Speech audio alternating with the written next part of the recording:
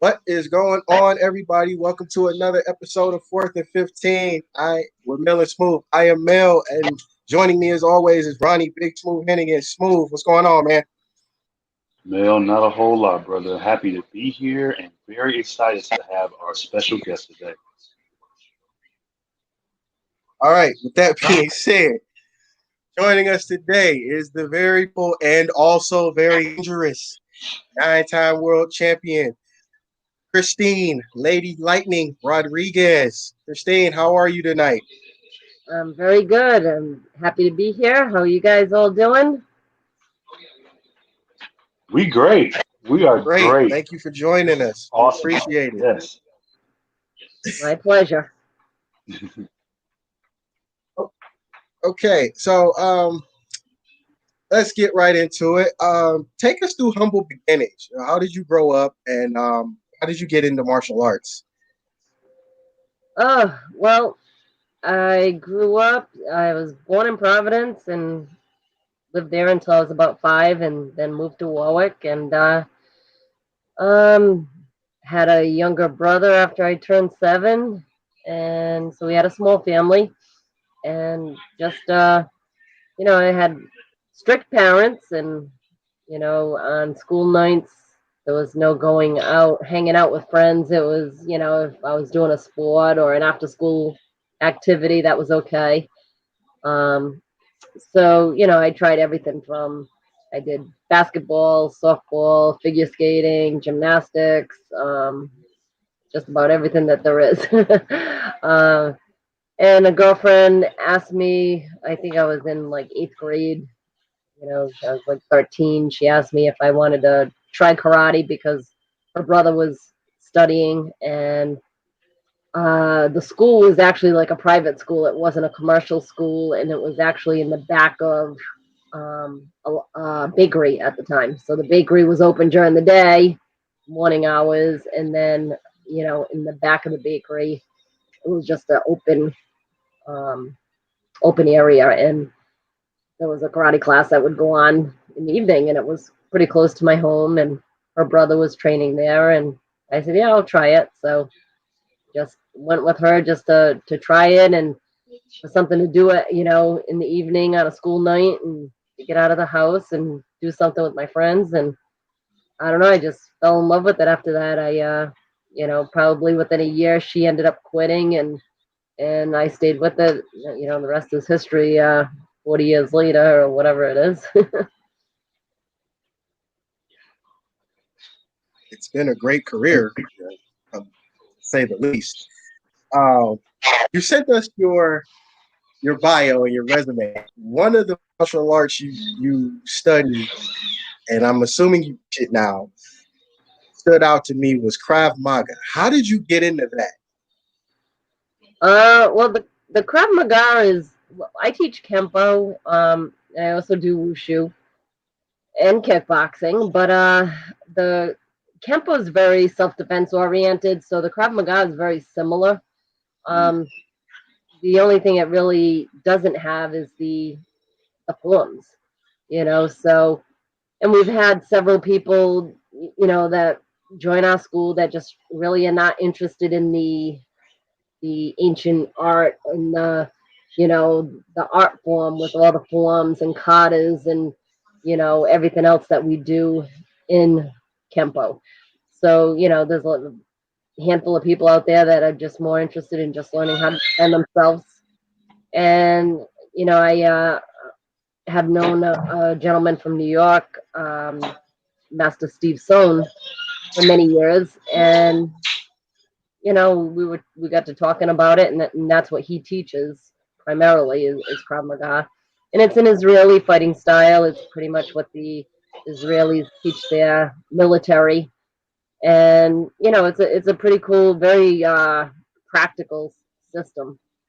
And like in our Kempo system, we wait until you're like brown belt before we start introducing knife and gun techniques and different self defenses like that. We wait until you really know how to protect yourself with your hands and your feet before you get into that stuff. And with the Krav Maga, it gets introduced very early in your training. because that's all you're doing. You're just constantly getting attacked with knives and guns and clubs and baseball bats and stuff like that. So you do become very proficient with it very quickly because that's all you're practicing. You're not practicing, a lot of the basic stuff that we do in karate or the katas and stuff. So, so I started training with him in New York, and I thought it was a great fit for our school. And it's just a different system that we teach.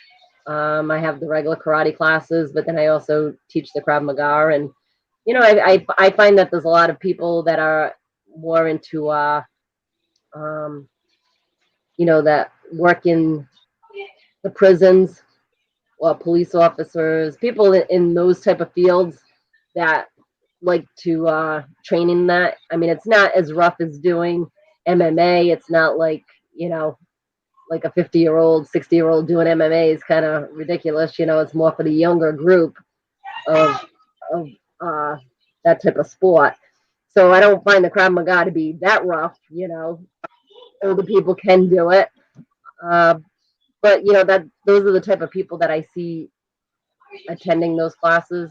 More people in the um, police field and stuff like that. So that feel that they really need that for their occupation and for their safety. Now, this is where I have to jump in because it kind of leads into one of the questions that I was going to ask a little bit later. So, Christine, based off of that, um, what do you feel is like your favorite art that you've learned or have mastered to teach? I would probably lean towards the Kempo because that's where I started and Mm, what I made my black belt in first, and everything else kind of came after. And it's just what I feel the most comfortable doing, and that I know the best, and I just feel that it's always good to keep learning, and that you don't have to be narrow-minded and always just thinking towards one style all the time. And there's a lot of things from other styles you can take.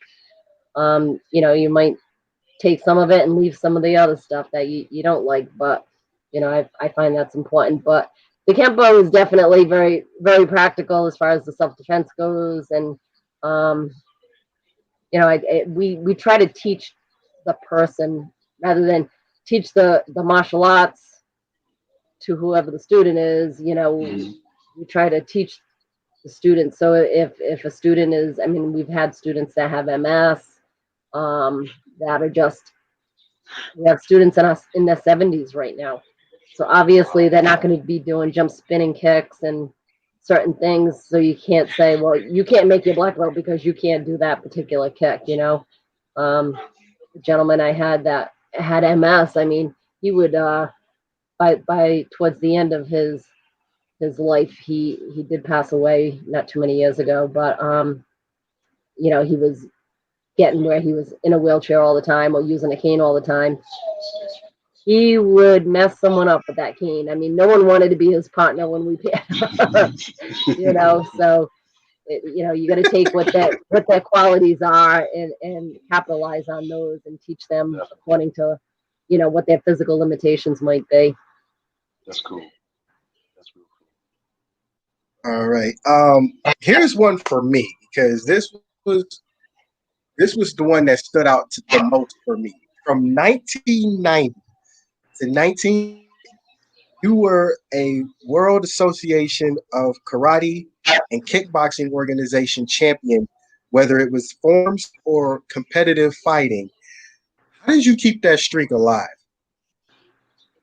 Well, it's a long story as far as becoming. I started setting goals of being a champion in New England. That was my first goal, was to be ranked in forms, fighting, and weapons in New England. And then I went on to the national circuit and wanted to be nationally rated. And I achieved that. And then I wanted to become number one in those categories. And, a lot of competitors focus either on one area or the other. They either do forms and weapons or they fight. You don't find too many that do all three. cool. And I thought that was, and my instructor, who is now my husband, has always, stressed that, to be a well-rounded martial artist and not just focus on one area.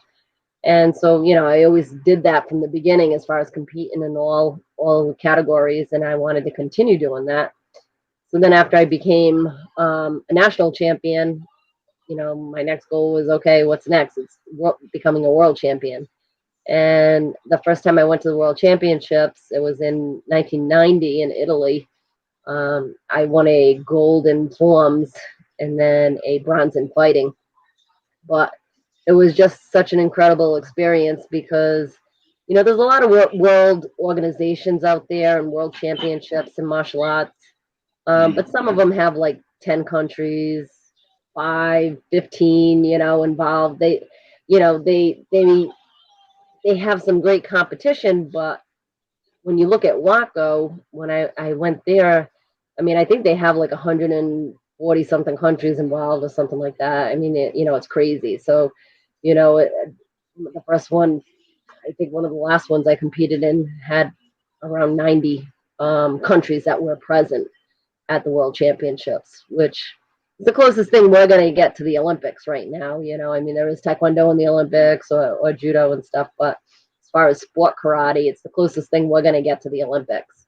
And it was just, so cool having the national anthem and the flag, being lowered behind you and standing up on the podium and representing your country. And, after I went to the World Championships, I was like, I don't even care if I ever go to another local tournament again. I want to go back and win a gold in all three categories, which that was my goal. And I went there and accomplished that at the next World Championships, winning a gold in all three. And that was, kind of broke a world record with Waco, and it had never been done before.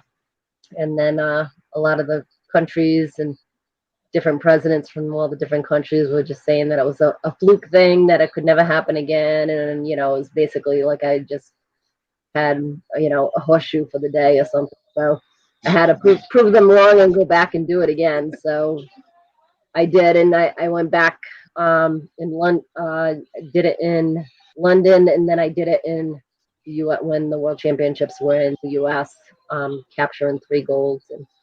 And it was definitely very memorable for me. And and I had won two Waco gold medals in pro fights, so that's how I ended up getting 9 Waco world titles, and then kind of retired from competition. But those were my goals, is to be out there representing our country. And it's so cool when you have, you got Russian judges, and you got, you know Iran, and I had to take a picture. I had Iran and Iraq just standing side by side. You can see it on the back of the sweatsuits. And it's like, you know when it comes to martial arts, there's really, I mean, there's politics, but I mean, as far as the other countries and what we go through with them, we're all in it together in the same sport, which is really nice. Now, while we're on that, I Amen. did want to ask you, um, what was your most memorable win or title that you earned while you were competing? I would probably say that last gold medal, because when I went out there to do it that second time of winning all 3, I had won a weapons gold and a forms gold, and then I was fighting for the gold, and it was a really close fight. And I was down after the first round.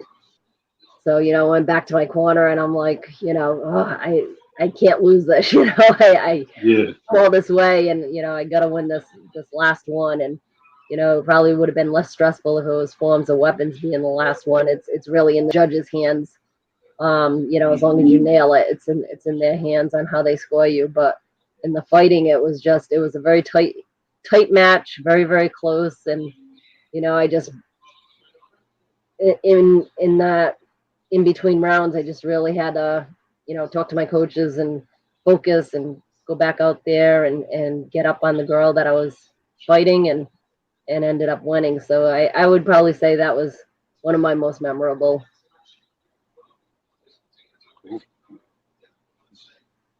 Okay. This question I always wanted to know. We're gonna fast forward to WMAC Masters, and you pretty much from the show standpoint, as kids, pretty much dominated the women's division. How did they come to you about being on the show, and what was the atmosphere like for you being one of the few women featured on the show?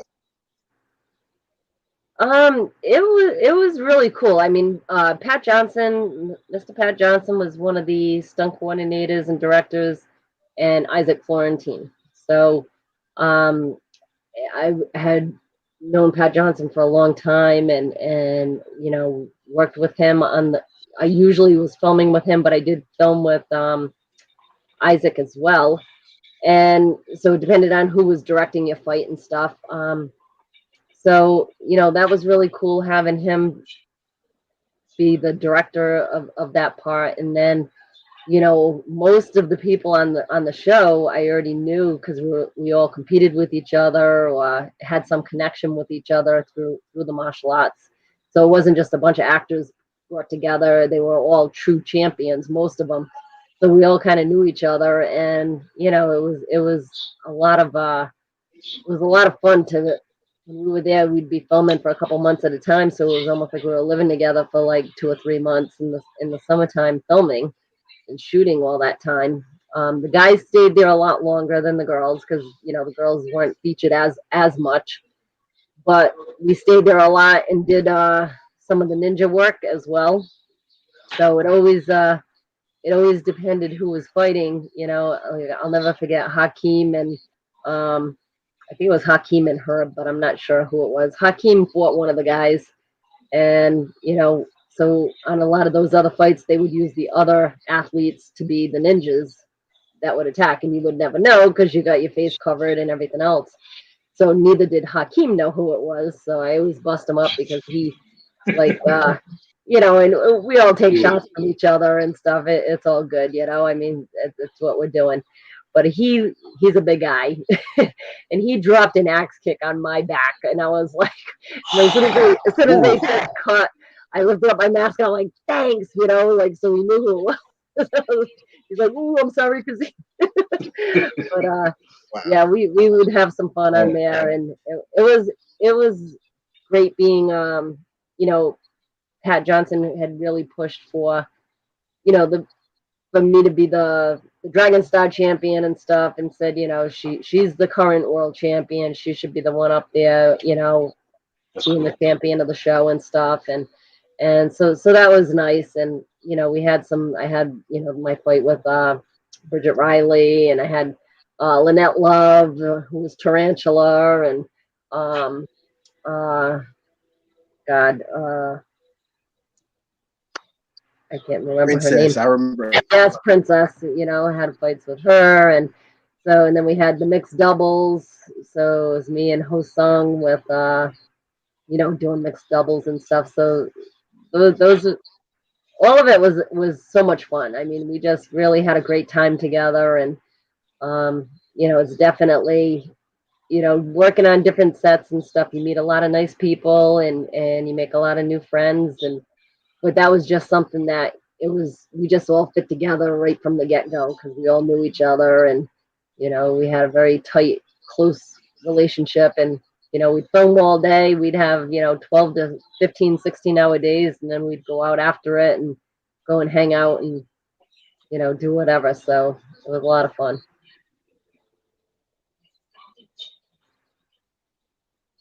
I do have a Wow. funny story I about remember. Go ahead. Go ahead.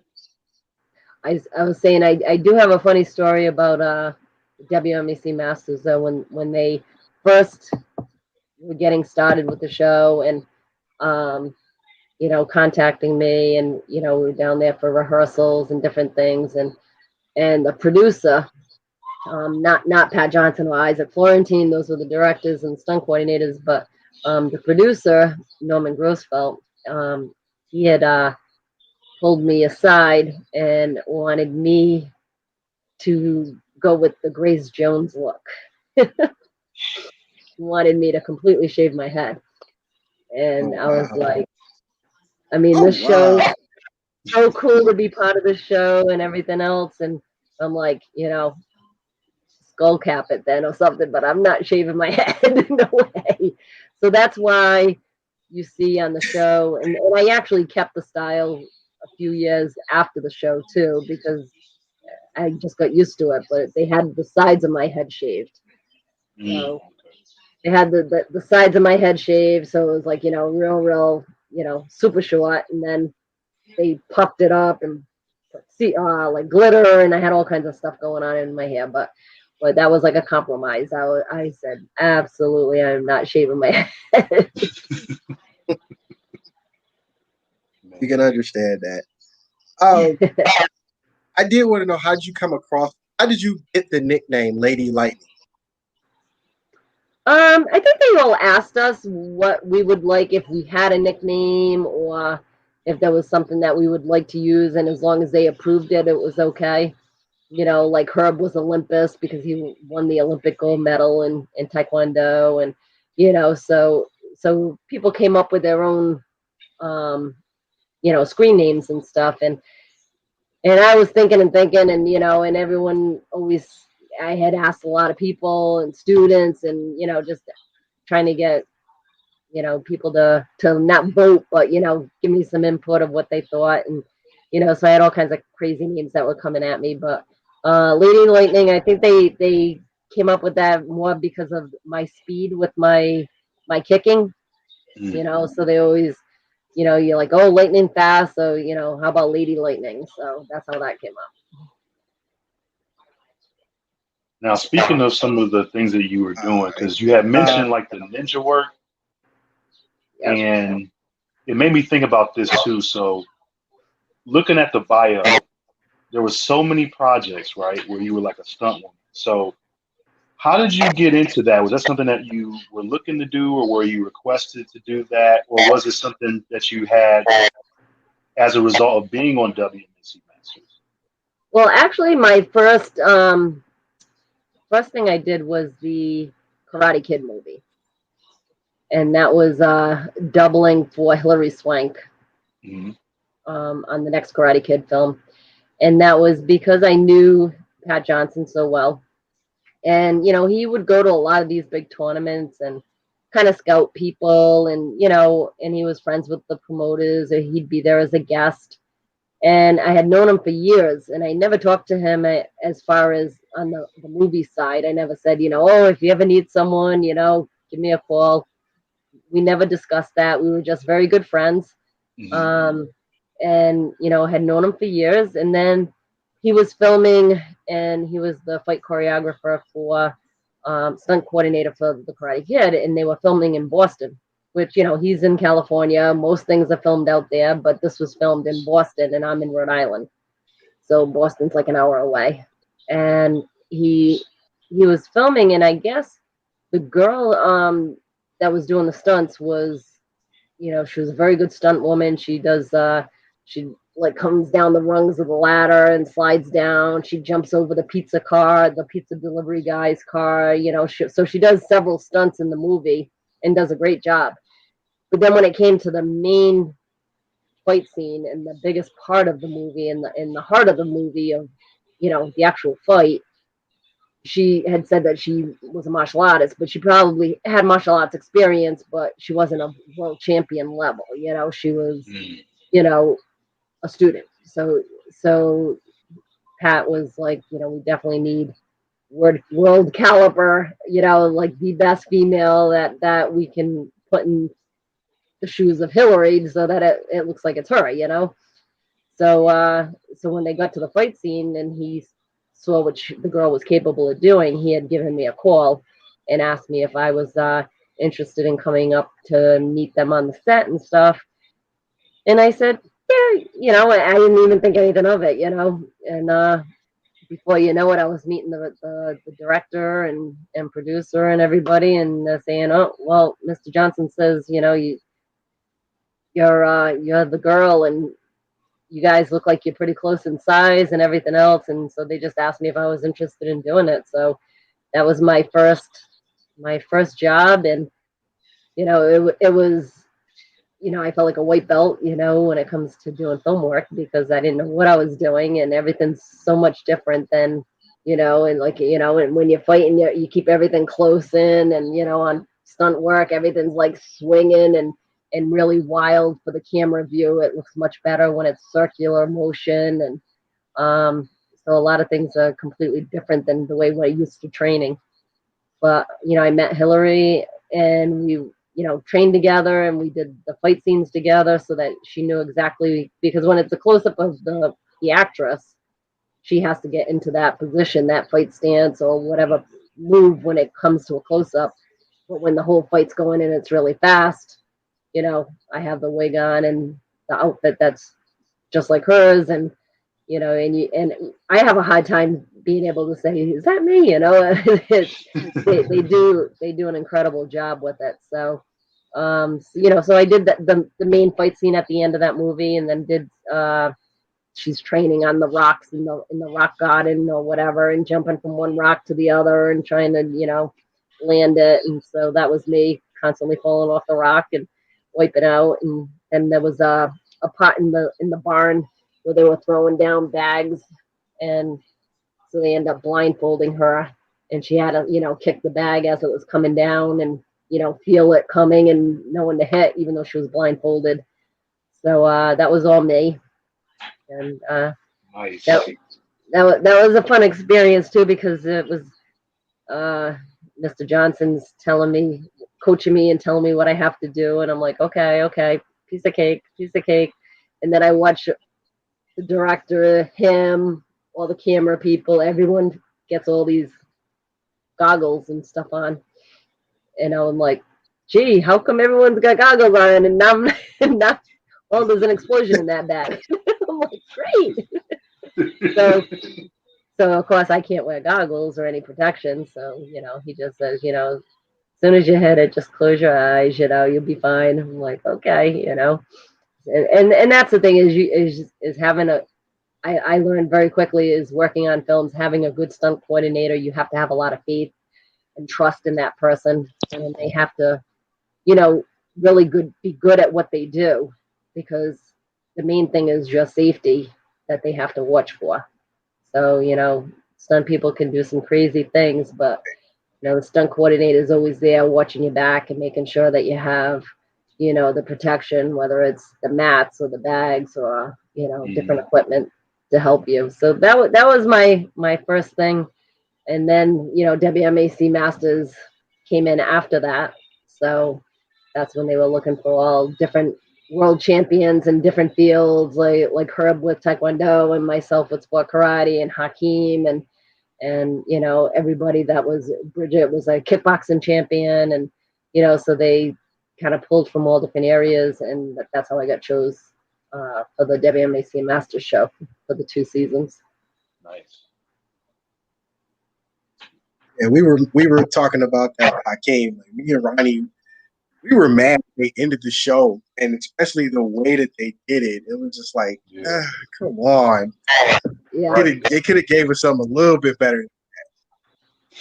Yeah. Well, I don't think But you they said knew it was going to get canceled Next either. Karate So. Kid. But it was a great show. For kids of that age, me, Ronnie, and that generation, that was a great inspiration, because we ended up seeing you guys so much more after that. Like because I remember seeing WMAC Masters, then Mortal Kombat came out in between that, and then all of these movies that had you guys in it for stunt work were actual parts of movies started sprouting up on cable, and it was like, oh, really, this is real. So we were like, this was we felt like the network could have gave us kids a better look at the show than what it was. Yeah. Yeah, and I was so disappointed they canceled it. You said next It was. Karate Kid. I'm sorry, Mo. What about the Karate Kid? We all were. No, I'm saying we. Oh, you said you did next Karate Kid, and then whatever reason, uh, we get Mortal Kombat, and then they sign you up for Mortal Kombat Annihilation. Was that Pat's idea? Was that your idea? Because it says that you were the stunt double for Katana, and um, I just remember from the first movie, she didn't really move that fast in the one fight that they showed her in, and then all of a sudden, Right. in Annihilation, she's moving faster, she's kicking Well, harder. well, You're like, actually, okay, somebody got to be. It's got to be somebody we know.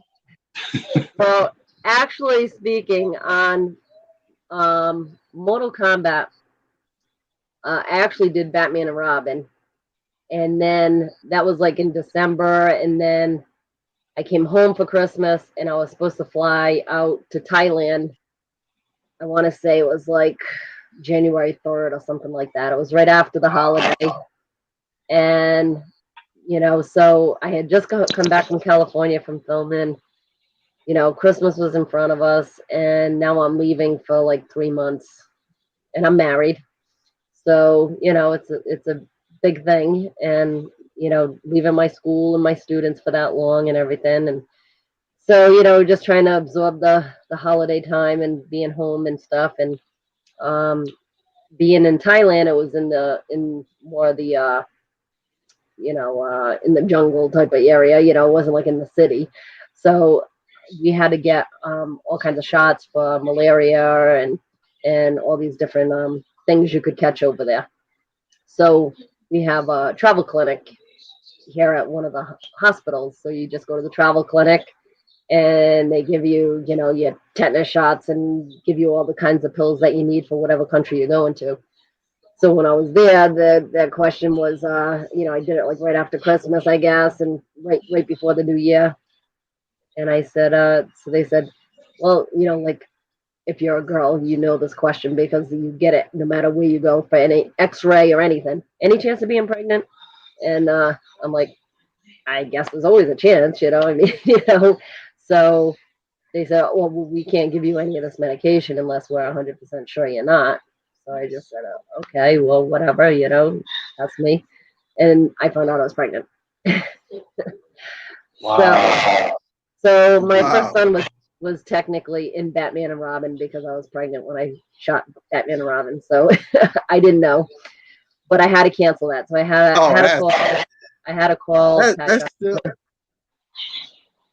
I had to call him and tell him he had like 3 days to find another stunt woman for a 3-month job. So he says, I am so happy for you that you're pregnant and gonna have a baby, but he's like, I am so not happy for me right now. So what I did was after I had my son, a year later, I ended up doing Mortal Kombat, doing some stunt work and doubling for Katana on the TV show. So I didn't actually do the movie that I was supposed to do. And, I ended up getting in on the TV show a little bit after I had my son. So yeah. So that's my Mortal Kombat story. That was a good show too. Yeah, it was. That's an awesome story though. Yep. That is an awesome way to like get into the Batman story. You hardly hear stuff like that. That's Right. Yeah. awesome. That's awesome. Well, I Do you ever definitely say it was, do you it ever was good. go I back found and out. watch Batman and Robin? Yeah, I do. I do. Sometimes, we'll flip through the channels and, we'll say, oh, Batman and Robin's on, or the Karate Kid's on, and we'll catch it that way and watch it a little bit. Do you tell your son that he's in this movie too? Yeah, and maybe that's why he's kind of like following in my footsteps. He's done some stunt work and he just filmed on a TV show called Netflix series called The Society, and he was only supposed to do a stunt, blowing up a car and getting tackled and in a fight, and then they really liked him, so they wrote him in as a character. So he ended up on 3 or 4 episodes instead of just one. and they gave him a character, and he was supposed to be a bigger, Nice. you know, bigger role this season. And he just found out like 2 days ago, and he's so upset. But he just found out 2 days ago, just all because of this whole COVID thing, that they canceled the second season. Wow. Net- Netflix canceled it. Because it's gone beyond a year now That's since. Mhm. And the kids, some of the kids that were the main stars, come from Australia, and because they come from another country, it's even harder for them to even start thinking about when they could film again because they can't get into the country. So, That makes sense. but he loves doing stunt work. Now I'm glad that you mentioned because we're talking about your son, right. what he's Oh, getting that's into, awesome. and for me, I kind of wanted to ask you a couple questions about that, like whatever you feel comfortable talking about. So you kind of touched upon how you got into martial arts. We've heard about that. You talked about how you met your husband. If you feel comfortable with it, tell us a little bit about your family. Like, how'd you get into like meeting your husband and marrying him, and kids, with your kids and everything. Like, how did it come about? What's the update with that too as well from a family perspective? Well, I was. I think everyone is in the same boat. Like when you get out of school, whether it's high school or college, Hmm. some people are making families and having kids very young, or some are doing their thing, and then when they get to their peak and they get a little older, then they start to settle down and have a family. So I was so into competing and running the karate school and doing film work, and I was just really loving the whole uh, every aspect of the martial arts that I was involved in. I was really enjoying it, and Hmm. I never said I'm not going to try to get pregnant, and I never said I was going to try. I was like, if it happens, it Yeah. happens. I'm not, you know, definitely want to have kids down the road, but it wasn't anything I was trying and pushing to get pregnant. So, I accomplished an awful lot, and and when I did get pregnant, it was like when they say uh, before at 30 is good or whatever, and then like the risk level like 30 and then 35 and then becomes higher risk of having issues with kids. So I kind of had them like right on the mark, like one at 30 and one right before 35. Um, and you know, my first son, I think he was on 12 flights before he was one. He traveled all over the place with me. If I was teaching seminar, I remember teaching a seminar for Chuck Norris's his big organization that he has a big, huge seminar and tournament and different thing going on out in Las Vegas every year. So he asked me to be the guest instructor one year. So, and that was, I remember taking my son there, and I was breastfeeding, so I couldn't just leave him home, so had to take him in a sitter with me all the time. And so, he did a lot of traveling with me. Several years later, when I had my second son, then things had to sit down a little bit because it's a little tougher to be dragging two kids around. And, you know, so I would teach at the school, and, my husband did his thing with the Paul Mitchell team and traveling with them. And so, I kind of took some time off from traveling and hitting the tournament circuit and different things. And but it's just a family sport and a family business. And my two kids have grown up in the karate school, and I think my attitude is, they've always played sports, wrestling, football, baseball, both of them, and they've done very well with all the sports that they've done. And sometimes they would sign up for one and say, I don't really like it. And I'd be like, all right, finish the season. Your team's counting on you. You signed up. You said you were going to do it. You got to finish the season. You don't have to ever play again if you don't want. You don't. You're not just going to quit in the middle of the season. Right. So that happened with different sports and different things with them. But as far as karate goes, it's it's like going to school. I mean, you don't have a choice. You're gonna go to karate, and you're gonna earn your black belt, and you'll be able to defend yourself. And at that point, if you want to quit, you can quit. But I want to make sure that I instill the right, um, you know, knowledge to you. And it's not just learning them being able to defend themselves in any situation, but it's also the the winning attitude and the positive attitude, and going down the right road, and just so many different things martial arts teaches you. So it was important for them to stay in the school. My first son Dante, he was training before he was 2. He was actually on stage at the Battle of Atlanta when he was 2 doing the nunchucks, because at that age he could move the nunchucks better than most adults could. Wow. He just It was an obsession with him, and we went out to eat. No matter where we went, he had the nunchucks with him. Like kids with their little blanket or their teddy bear that they like to carry around. He was the nunchucks. So, he would use them all the time, and up until when I had my second son, and we had to kind of tell him to cool it a little bit, because I was afraid if he was gonna lose one, he was gonna kill the baby. But he's been training the longest, and he continued with it.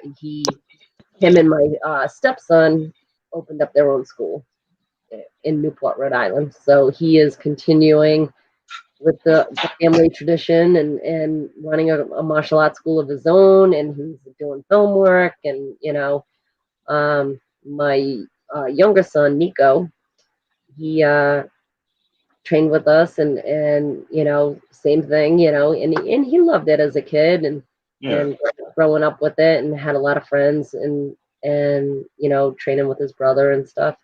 But he got up to his brown belt. It was almost ready to test for his black, and just was like, don't want to do it anymore. And you can't force someone to test for a black belt if they don't want to try, and because I have to fail them. So it's kind of like put in a bad situation there. I just wanted him to just at least test for your black belt and then quit. But Yeah. we taught him everything he needs to know, and it's not going to be for everybody. At least he's got those 15 plus years, whatever it was, experience. Hmm. And then and he's doing his own thing. He's into music beats and doing things like that. And my other son's still in the martial arts, and that's his going to be his profession and his career. So my husband is still the coach of the team Paul Mitchell. Hmm. I coach Team Macho. I have my own little team, and so we both coach professional teams, more or less. And he's we both we co-promote the Ocean State Grand Nationals, which was one of the big World Tour NASCAR events. And so like I took a lot of time off when I had kids, and he was out all the time doing all the tournaments, and now it's kind of reversed a little bit. He's getting a little bit older, and Hmm. staying home more, and and I'm out there, promoting our tournament or coaching the team and judging and doing all that stuff on the other side of the retired from competition part. We lost Mel, huh? Yeah, I think he'll be back on shortly. I know he's kind of like breaking up a little bit, so we're probably going to go ahead and take care of that. Yeah. But yeah, we'll definitely keep going in the meantime because we're still alive for sure. So, but that was pretty cool to hear about, just to see like the you know link between beginning, and then you have your competing stage, and you have the different things you did with the movies and stunt work, and then here come the kids and the family life and everything. It's just awesome to hear like how normal I guess it is, not just for you, but just in general for anyone who's listening or anyone who is currently watching us, to see how normal that is. You know what I mean? Mhm. Like to the point where it's like, okay, you have someone who you maybe have admired or you watched or you saw like as a kid or young adult, and then to have that conversation and be like, oh, okay, this person like is very similar to me or something that I would have done, maybe without the martial arts. I didn't have that experience personally, but like with everything else and just seeing like just life in general, it's just cool to be able to hear for sure. Yep. So, and I did want to ask you too, because I also saw in your bio you had mentioned modeling and dancing. So I'm very curious about this one because I would have never, knew about the dancing part, especially. That's just awesome. So I want you to Well, kind of tell us a little bit about that. The one that uh, caught me was figure skating. Yeah, right. Like, okay, that's cool. Like, well, like I I said, got it. I gotta hear pretty about it. much, I tried pretty much everything. Yeah. As far as all of those sports go, and that it's on my resume. Like, if I was needed to do that for a film or something, that Hmm. in modeling, I do more for macho martial arts as far as being a spokesperson and a product designer for them, and I also model. I mean, technically, it's modeling, even though it's jumping around doing jump side kicks and flips and kicks and Yeah. punches. But it's modeling for their catalog and for their uniforms and their equipment and stuff like that. And you know, and to model regular clothes would be a piece of cake after doing all that. So, uh, so yeah. I mean, and I like dancing. You go out with friends and listening to some good music and dancing, but it's on there more of, not that I'm like a professional dancer, no, nothing like that. Oh, okay. Not at all. And in figure skating, I can do a little bit, with that. And like I said, I tried a lot of those different sports and different things. So I like ice skating more for like speed skate, like to play hockey more than figure skating. And back when I was young, they wouldn't, just like football, they wouldn't let the girls play hockey and they wouldn't let them play football. So Mm. So you just beat all of them up after they got out of practice. Gotcha. yeah. Okay. I did my research on this, and I think this is pretty awesome considering we know that the magazine circulation was really big when we were growing up. Black belt, Yeah, taekwondo.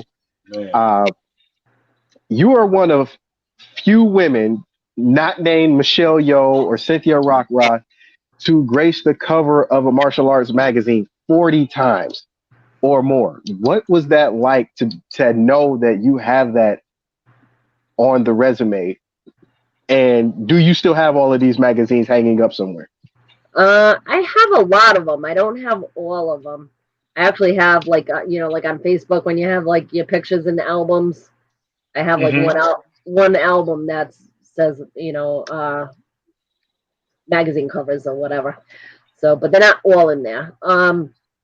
But it was really an honor to be able to be on Black Belt Magazine's cover.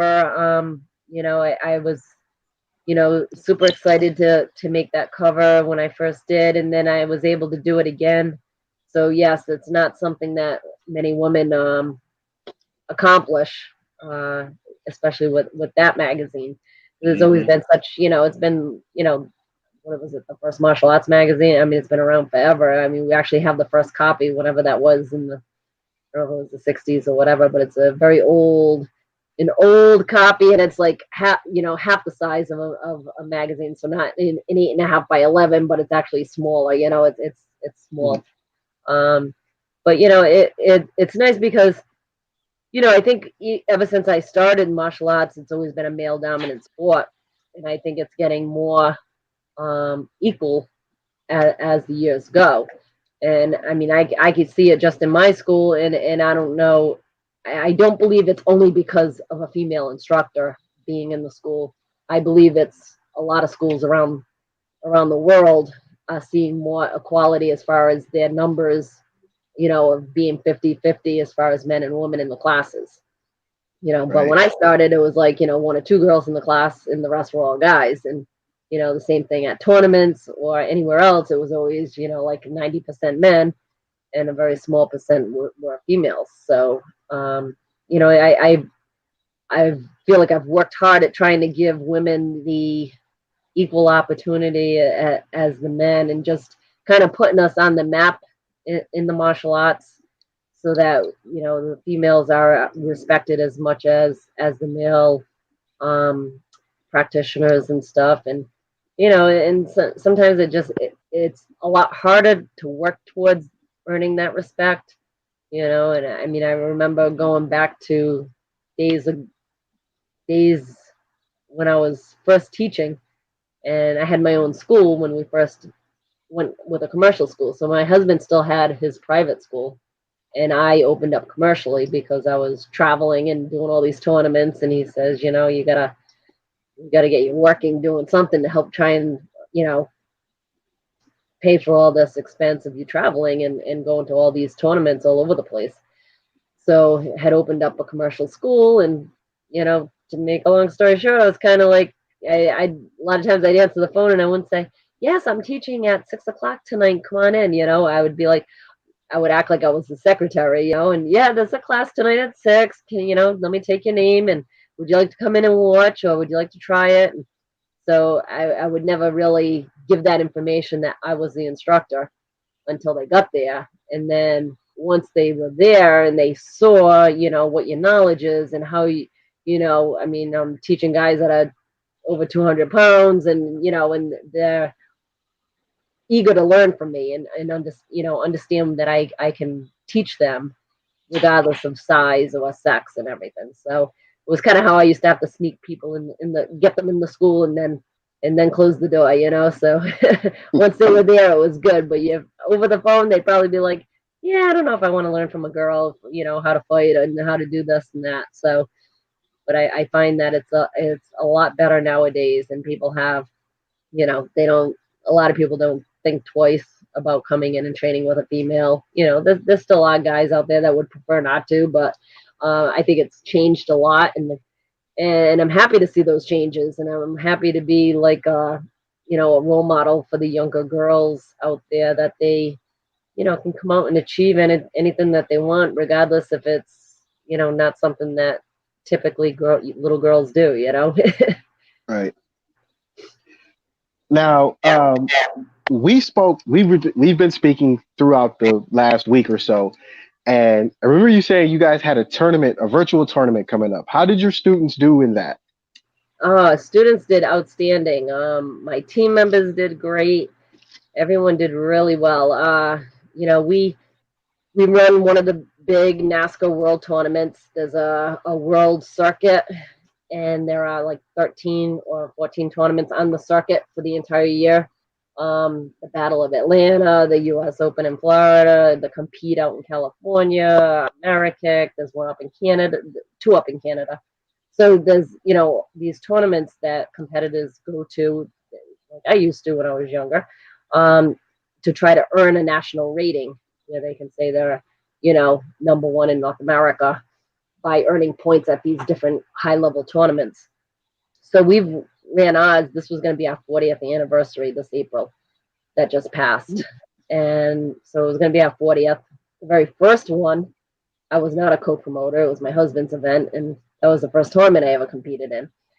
So a lot of history there, and we've had some big celebrities in for our events. We've had Chuck Norris was in twice. We had Don Wilson and Bill Wallace and Cynthia Rothrock, and just a lot of. We had Shannon Lee, Bruce Lee's daughter, and just a lot of friends or different martial arts celebrities.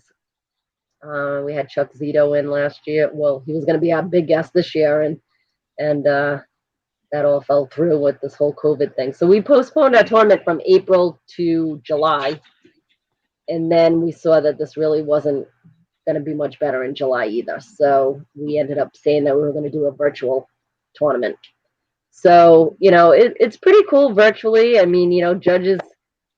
For the tournament we promoted, I had judges out in California judging, up in Canada, down in Florida. I had people all over the country judging, sitting at the pool or sitting, in their kitchen eating breakfast, drinking their coffee, watching forms, routines, and weapons, and judging them right from their home. So it's pretty cool. It's I mean, the hard part is the fighting. Obviously, I mean, it's impossible to fight virtually right now unless we come up with some really good technology. But we did create a fighting division that would allow so that fighters weren't left out So we made a fighting division that's kind of like a shadow boxing. Like you get judged on, your technique, how fast you are, and your footwork and your fakes, and how likely by watching what you just did do I think you could win a point fight. Like Yeah. where your how's your hands hold, position, and just how quickly and how many techniques you can throw in a certain period of time. And they can do it in the air, or they can do it on a heavy bag or on focus pads. And so it's something for the fighters. I mean, it's not like going out there and fighting, unfortunately. But virtual tournament went very well, and students did extremely well. My team did extremely well. Won a lot of the grand championships. I had one of my team member girls, and I also train her. She's Catherine Tian. She had won the power ring for the last two tournaments. They award two at these big tournaments, and she won them at two different tournaments. So, being one of the top competitors out of the whole event. And our event had 8 different countries. So Nice. that was, it's not a world championship or anything, but, it was nice to get international competition from, we had Ukraine and Pakistan and Mexico and Canada. So, I mean, we had 8 different countries because even without the pandemic, they probably wouldn't be able to afford to come here and travel to just enter a karate tournament. So, it's kind of cool because they can do it on their time zone and, in their own dojo. And it's pretty cool when you watch the videos of people doing their forms because you get a chance to see, oh, that's California. I can see, the trees outside and the, kids doing his form outside in the backyard, or they do it in their classroom, at their school while some schools are open. So you get all these different scenarios. People have little dojos in their house, so you see the kitchen over there and the fireplace over there, and then there's maps everywhere, and they're flipping around in their house doing their routine. So, I think people have really adapted to what we're going through right now with this pandemic and making the best of it. So if we can still Yeah. keep them competing and having some goals to try to achieve and giving them some challenges rather than just be sitting at home doing nothing. I think it's important. So, tell us about Team Macho. How Um, did you get started in that? well, Macho Martial Arts is a company that makes uh, primarily gear, but they make great uniforms and other equipment as well. But they're one of the you know leading companies making sparring equipment. And back in like 1990, they had contacted me. I had just won a world title, and was the national champion at the time, and was winning all these tournaments. And they had contacted me about doing a photo shoot for them for an upcoming catalog. And from that point forward, I mean, we've worked together. I've been with them since that point back in 1990, and Wow.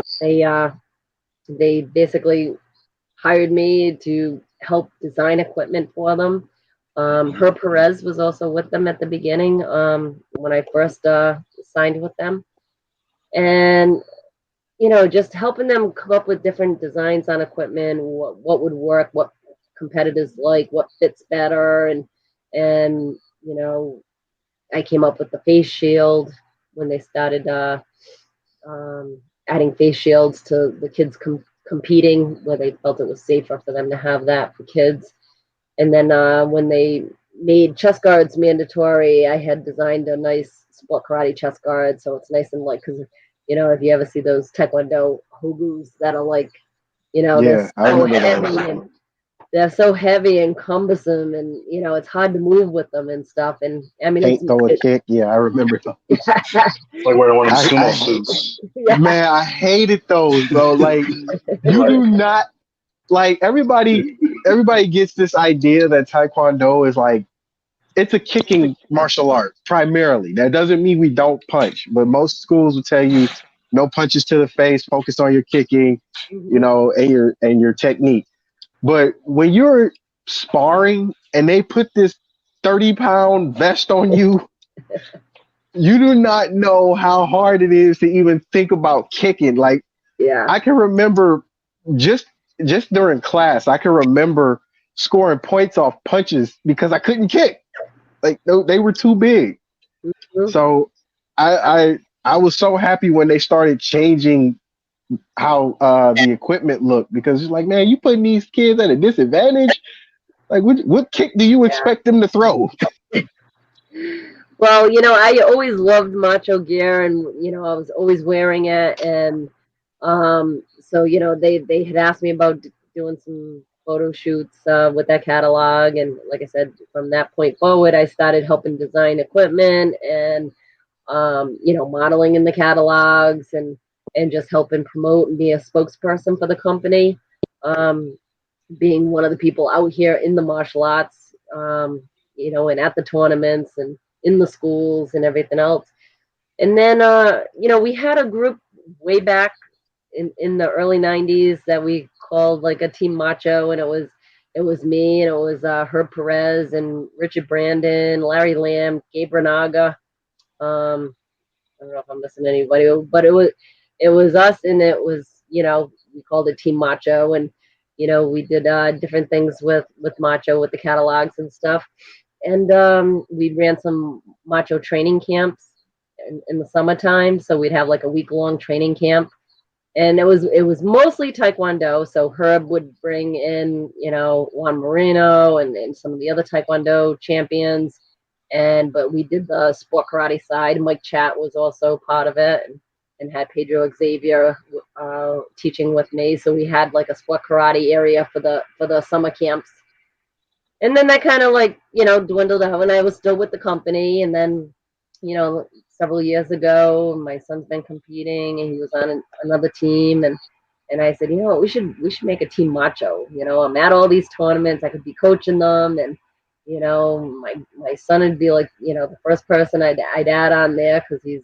doing outstanding and winning everything. And so I started the Team Macho, and I have a small group. It's not a huge team. I think I have 8 people on the team right now, and from young kids, I have little Michael Molino, who's like 7, who is amazing, amazing. I mean, he's just a 7-year old. You wouldn't believe what he could do. And then I think probably my oldest is Ashley, who's in the 30 and up division. So it's got a good variety of people, and we're a nice little group, and tight little family, and it's nice watching them and coaching them at all these big tournaments, and watching them get up on stage, and kind of follow. You go from being a competitor and then coaching these people to become world champions and stuff. So it's a lot of fun being on the other side as well. It's rewarding. That's great.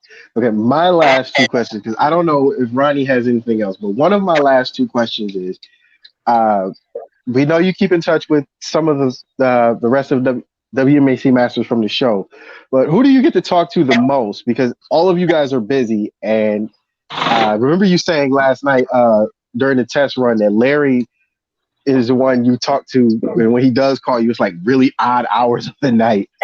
Yeah, he's when you had said you were trying to get in touch with him, I was saying, yeah, the times that I talk to him are always, crazy times, and he doesn't get many days off, being a stunt coordinator and doing all that film work, and he's either, I don't think he calls it crazy times, but he's on different time frames. So if he's out in, Thailand filming, or up in he was in Toronto or Montreal for a long time filming. What was it, Toronto? Somewhere up in Canada and Vancouver, and he's like all over the place, and he's constantly doing film work. And I think he told me it was like 10 years since he had been home, like literally Wow. home for any long period of time.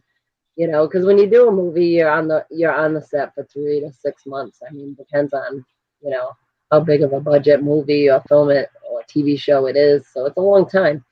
So when you get a job and then you wrap up and you go back home, and then all of a sudden you get another job, you're going again, and you're constantly on the road. So I would probably say, Larry I talked to, and Hakeem, and um, Mike Bernardo I don't see too often, but I did, recently see him up in Canada. We judged together and stuff, which was nice. And I see Chris Casamassa anytime I get out in the California. I see him over there and stuff. So He's next. We working on him too. He's next. yeah, Yeah. Actually, yeah, I take it back. We reached out to him and we reached out to Turbo because, like for those that are watching and for those that are gonna catch this show later on, martial arts are essential to life. Not only just learning how to self discipline and channel your energy, but like look at the stage it's given everybody. It's given you schools. You've been all over the world teaching, running seminars, being in movies. Like this is something that me and I'm pretty sure Smooth feels the same way. But as a kid, we looked up to you guys just because you gave us inspiration. If you could do it, I can do it. If she could throw an axe kick like that, I could throw an axe kick like that. I can't throw it no more, but I can't. well, right now, yeah, of course you can't, but I'm pretty sure you thought about it. But it's just the fact that like we told Hakeem, we never thought in a million years we'd be talking to you guys, like whether it's virtually or face to face. Just something like that doesn't happen unless you take the chance. And I'm happy we took the chance. We so grateful you reached out. Things like this hopefully are inspiring our viewers and our listeners to just go out and do more, especially during a pandemic like this. It's always something to do and to, perfect or get better at. absolutely.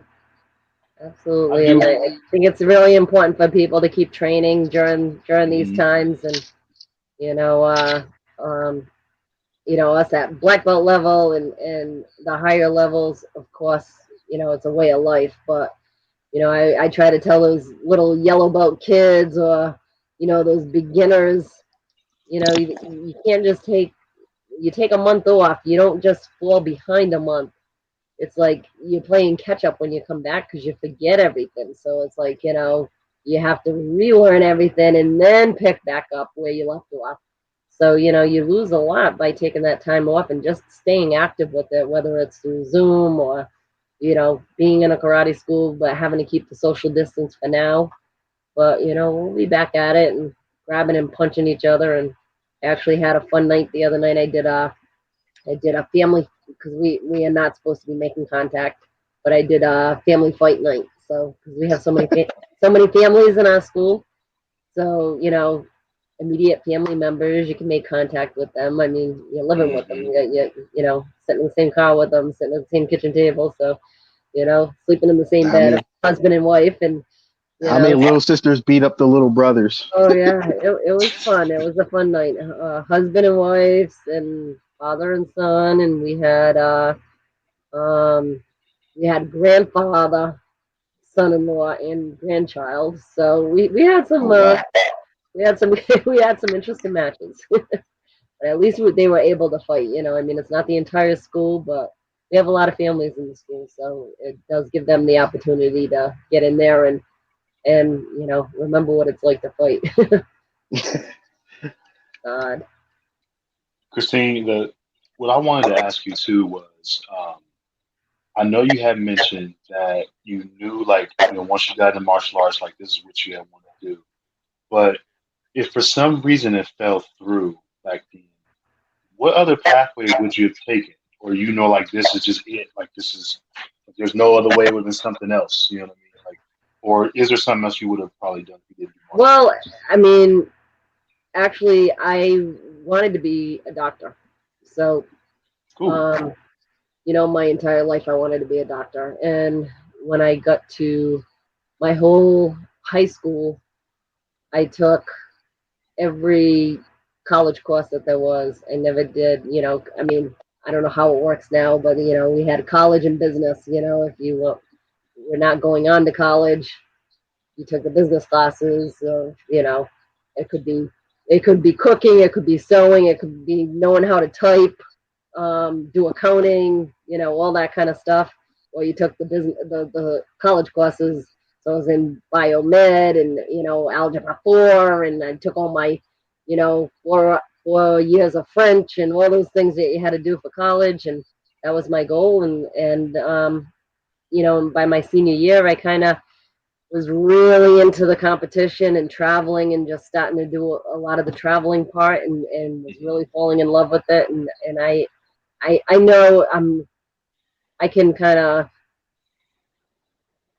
get by with not a lot of studying, but for medical school, I think I was going to need some time to be on the books and stuff. So I said, I don't know. I don't know if I can do this. So I said, and I see some competitors out there like Jackson Rudolph just graduated from is it Stanford?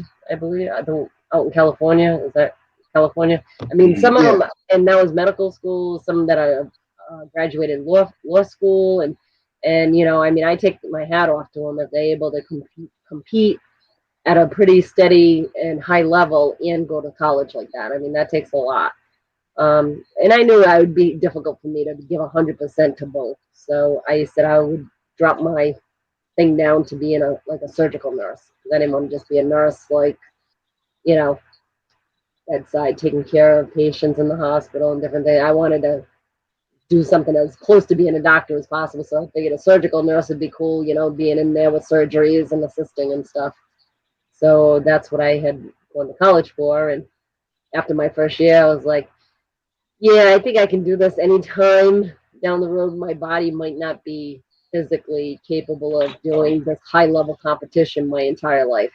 So I want to focus on that right now and teach martial arts and do things like that. And then, go back to medical school or nursing or whatever. So like I said, I give people a lot of credit that can do the both of them. But my head was just really into just the martial arts, and when I became an instructor and running a school, I said, God, why didn't I take those business classes I don't know anything about? Everything I had to learn. I had to learn, how to type on the computer and how to do accounting and all those different things that I never took one class for. So you never know. Speaking of classes and, talking about how when you first got into martial arts and you're like one of maybe a few females involved and be so male dominant and now being so 50-50. I can't say, I kind of had that experience only once. I was in an elective I had to take when I was in college, right? So I had to do yoga for a semester. And I was just like, this is different. This is very, very different. And what I can say to all the fellas out there, don't be in the back of the class. Be in the front. All right. I'm just gonna put that out there. But regardless of all the jokes and all that aside, I do have a question for you for sure. This is the last thing I have personally. With what you said and basically how people are, not, I guess, too like weird about taking instruction from a female, which I'm all for that too. What would you say to like an aspiring martial artist at this point in time frame, trying to get into, teaching or the different competitions and whatnot? What would be your message to them? Um, male or female. I mean, either.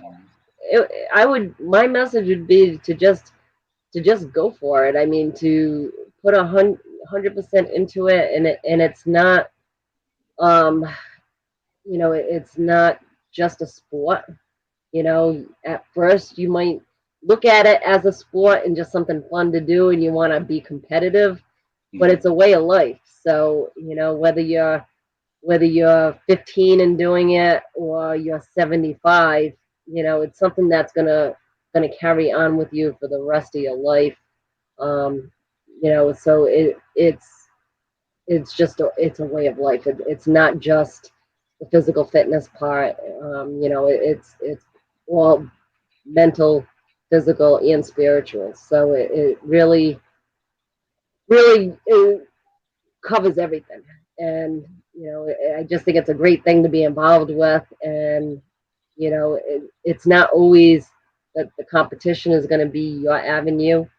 You know, being an instructor might be something that you're going to be much better at.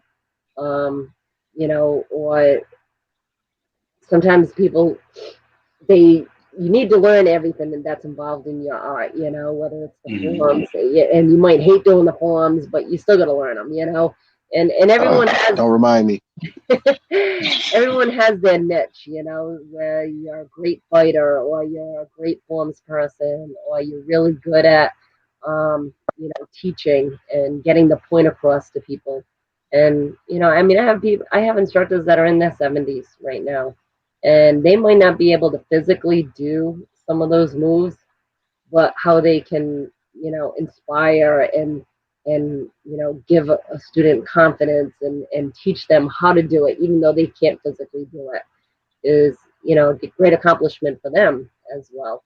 So it's always never ending, you know. I kind of started off as just being a student, learning how to defend myself, and then a competitor, and then I went from being a competitor and reaching all these world titles to being a film stunt person, and then I went on to becoming an instructor. Now I'm on the other side trying to teach my students how to be world champions or get involved in movies and how to do stunt work and just kind of guiding them to reach their goals. So I would definitely recommend anyone who's looking at martial arts um, to go for it and to give it 110%. And I would say that to look at the instructor in the school that, you know, and kind of check a few out, because sometimes you know, people always say, well, you know, what's the best style to do? And I mean, I think they're all great. You know, it's coming across the right instructor. 'Cause the right instructor, we've all had an instructor in school.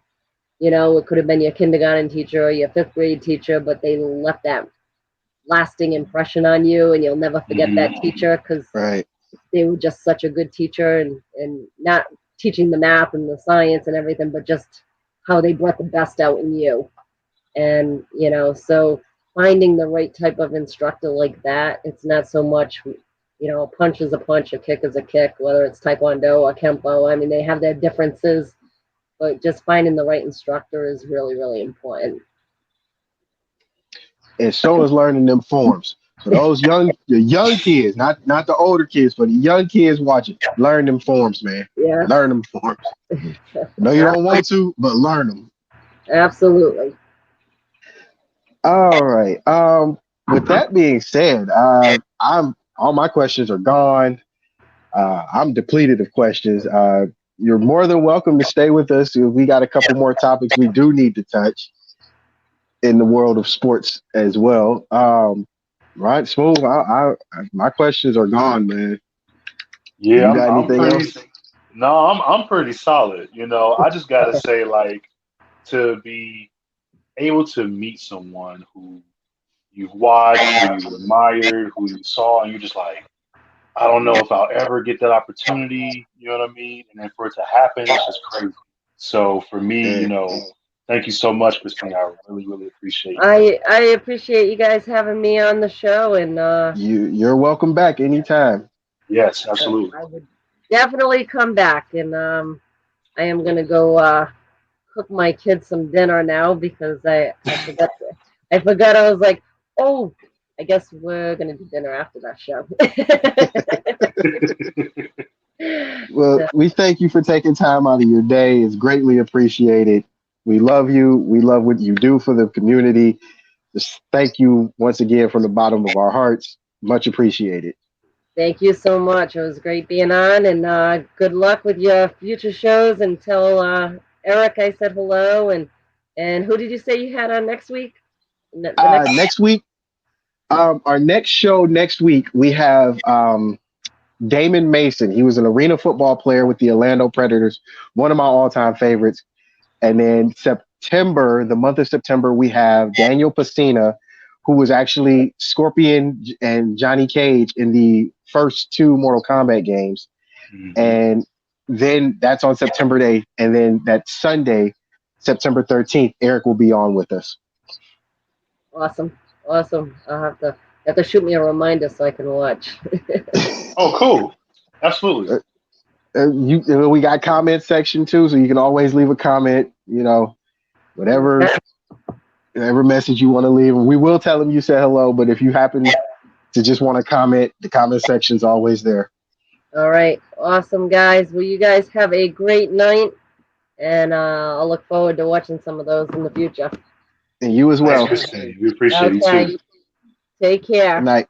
Take care. You too. Bye. All right. That was Christine Lady Lightning Rodriguez. Don't let the looks fool you. As beautiful as she is very dangerous. I've seen that axe kick that she throws. I've seen the hook kick that she throws. I don't want no parts of either one. Yeah, but and the way she swing that, it probably reached higher. It probably reached higher than me. I'm almost 6'6". I'm pretty sure she could kick Shaq in the face. I don't doubt that. Even at her age, I don't doubt that. Right. Okay. Right now. So with that being said, little birdie across the wire on ESPN.com told me this. I think we touched. If I remember correctly, we touched on this because we touched on it, but didn't really talk about it. But John Jones vacates the light heavyweight title, looking for a heavyweight fight. The rumor is the fight may or may not be with Stipe. What are your thoughts? Well, I remember reading up on this because Dana White is pushing for the what's his name, Ngannou or something like that. I'm probably pronouncing it wrong, but he was saying that this guy, Francis Ngannou. So he's a Cameroonian and French mixed martial artist. He's supposed to be the number one contender in the heavyweight division right now. And Dana White was saying that John Jones would definitely get a shot, but after Francis got his chance first. I'm not sure how true that is, though, because if we know how Dana White does things, he's going to try to get the biggest ticket. And the biggest ticket might be the John Jones fight right now, especially considering that John Jones is getting a little older. He's not there yet, but he's starting to, hit that peak a little bit in mixed martial arts anyway. So it would be nice to have him come in there and do that. The thing is, though, with Francis is only a year younger than me. So it's like this would be his time to actually get in there and make it happen. You know what I'm saying? So for him being like, about to be on his 34th birthday coming up here, I feel like this is his chance right now to make it happen. So his team's probably going to be like, look, it's here and now. We have him in his top form. Like, this is it. We're number one contention. Let's make this happen. You know what I'm saying? But then John Jones vacating the belt, and of course with some of his legal issues and things that he's dealing with, I'm pretty sure that right now they're going to want to probably have, Nagano do the fight first. So we'll see what happens, man. I don't know. Because, Nagano, that dude's huge, by the way. He's like 260. I can believe it. So it'd be cool to see them guys standing there and do that. And I feel like Stipe would have to actually bulk back up, you know what I mean, to get in there with this dude. Because with the last few fights that he's had, he hasn't had to really wrestle much, Right. But this is a guy who is all around. He's not just a stand-up guy. He's not just a ground guy, but he's good at both. And I feel like just to even grapple with him, he's going to have to put 20 pounds back on. So I feel like it'll be a good fight for him, man. He's at the top of his game right now, and dude's just lighting people up. It'll be a big ticket. Either one will be a big ticket, obviously. But but here's my thing with this. There's no doubt that it would be a big ticket with either fighter. But my thing is, this would be a big step for Jones to just jump from, light heavyweight to heavyweight, because you got to gain weight. Shit. Yeah. It's not like a lineman or anything, 300 pounds trying to drop down to 280 so he can move a little better. You got to gain weight, whether it's bulking up, whether it's muscling up. Some dudes get fat, but other guys tone up, muscle up, and let's be real about this, man. Stipe is not a light person. Nope. His punches ain't light. His kicks ain't light. Nope. His groundwork ain't light when he gets you on the ground. That's a whole different animal when you It's not like Roy Jones Jr. doing it from light heavyweight to heavyweight. This is a big step. So my question would be, and I saw somebody, it was actually Jermaine St. Clair, a friend of mine from the my Cobras days. He threw out the question, and so I'm going to throw the question out to you. If this fight does happen, who gets the advantage? Is it Stipe or is it Jones? I feel like just based off of pure, I guess I would say nature in general. 'Cause, I mean, Stipe, dude walks around. If he's not competing, he's easy 250. You know what I'm saying? He cuts weight to fight just to be a little bit lighter, a little bit quicker. This Right. probably was the lightest that he's fought in the heavyweight division. I think he weighed in like a 228, 230 or something like that. I was like, man, he cut. Because when he was fighting some of the other guys, especially when he first won the belt, I mean, he was really 245, 250 at those times. So him cutting an extra 10 or 15 just to be a little bit lighter on his feet and have more endurance was pretty impressive. Now, what people don't understand or what folks need to realize when we're talking about this, guys who fight light heavyweight, the top weight that they're allowing you to be is 205. That's a cruiserweight in pro wrestling. Exactly. So the thing is, like with John Jones, I mean, he probably if he got slightly out of shape or he was walking around not competing, I'm guessing that he's probably naturally like a 215 dude. You know what I'm saying? But like to jump up like that, I mean, you figure, do you want to really go in a heavyweight bout weighing 210, 215? No. Right. You know what I'm saying? Like you're going to have to jump up to like respectfully, you're going to be at least 225 to even handle it. And then you figure once you're in there scrapping with dudes, you might want to be heavier so they're not just slinging you around like the heavy bag that they practice with. Right. I'm just Right. saying. And that's Once they grab and that's a 70, 80-pound bag that they swinging around. So yeah, imagine you being 220 or maybe 210 getting swung around by somebody like Stipe. That's a big weight advantage going in Stipe's favor. And right. when I answered this on this Facebook, I had to the first question I had to ask was, what type of scenario are we looking at? Because if it's a heavyweight, I'm giving the advantage to Stipe. But if it's a light heavyweight situation where it's a free weight fight, I don't know but most people don't understand that mean. It means, back in the UFC's infancy, there were no weight classes. Nope. You fought whoever they scheduled you to fight. So if Royce Gracie was fighting Tank Abbott and Tank Abbott's 305, Royce Gracie's 210 on a good day, that's it. There was no, that's who you fighting. It wasn't no you didn't make weight, can't make the fight. So my thing was, if it's heavyweight, I'm giving it to Stipe. If it's light heavyweight, I'm giving it to John Jones, because even though Stipe is an articulate fighter, he focuses on his technique, he comes in with a strategy, he doesn't move like John Jones. And that could cause a serious, serious problem. True. If, just for the sake of discussion, if John Jones is able to stay in shape with the weight, that could cause a problem, because John Jones is a fast puncher. John Jones is a fast kicker. He's not the fastest in the world, but he's fast enough to know, I can make this kick come back and react with a punch. So I'm interested to see how this plays out. And that's the thing, man, because you figure with these two guys, like there's so much of a difference in styles, right? And Jones has made it a point to get a lot better at his ground game as well, because that's something he had early on. Right. He's definitely a lot better at that too. So that's where that's going to come into play, with that ground game, that groundwork, and him just being more accurate with regards to some of his strikes. Because you figure Stipe is one of those people who folks forget. Stipe actually cuts easy. Yeah, he does. That's that's what I'm saying. Like, it can kind of go either way with that for that reason, because you got a cat out here who, will go to war with you, right? But at the same time, that dude cut easy, man. You catch him right, and you be working on that and getting that accuracy going. And you keep going after that cut, man, just getting it real, real bad to where you get one of those kind of like TKOs versus like an actual knockout. I mean, that could be possible. That's one scenario I see.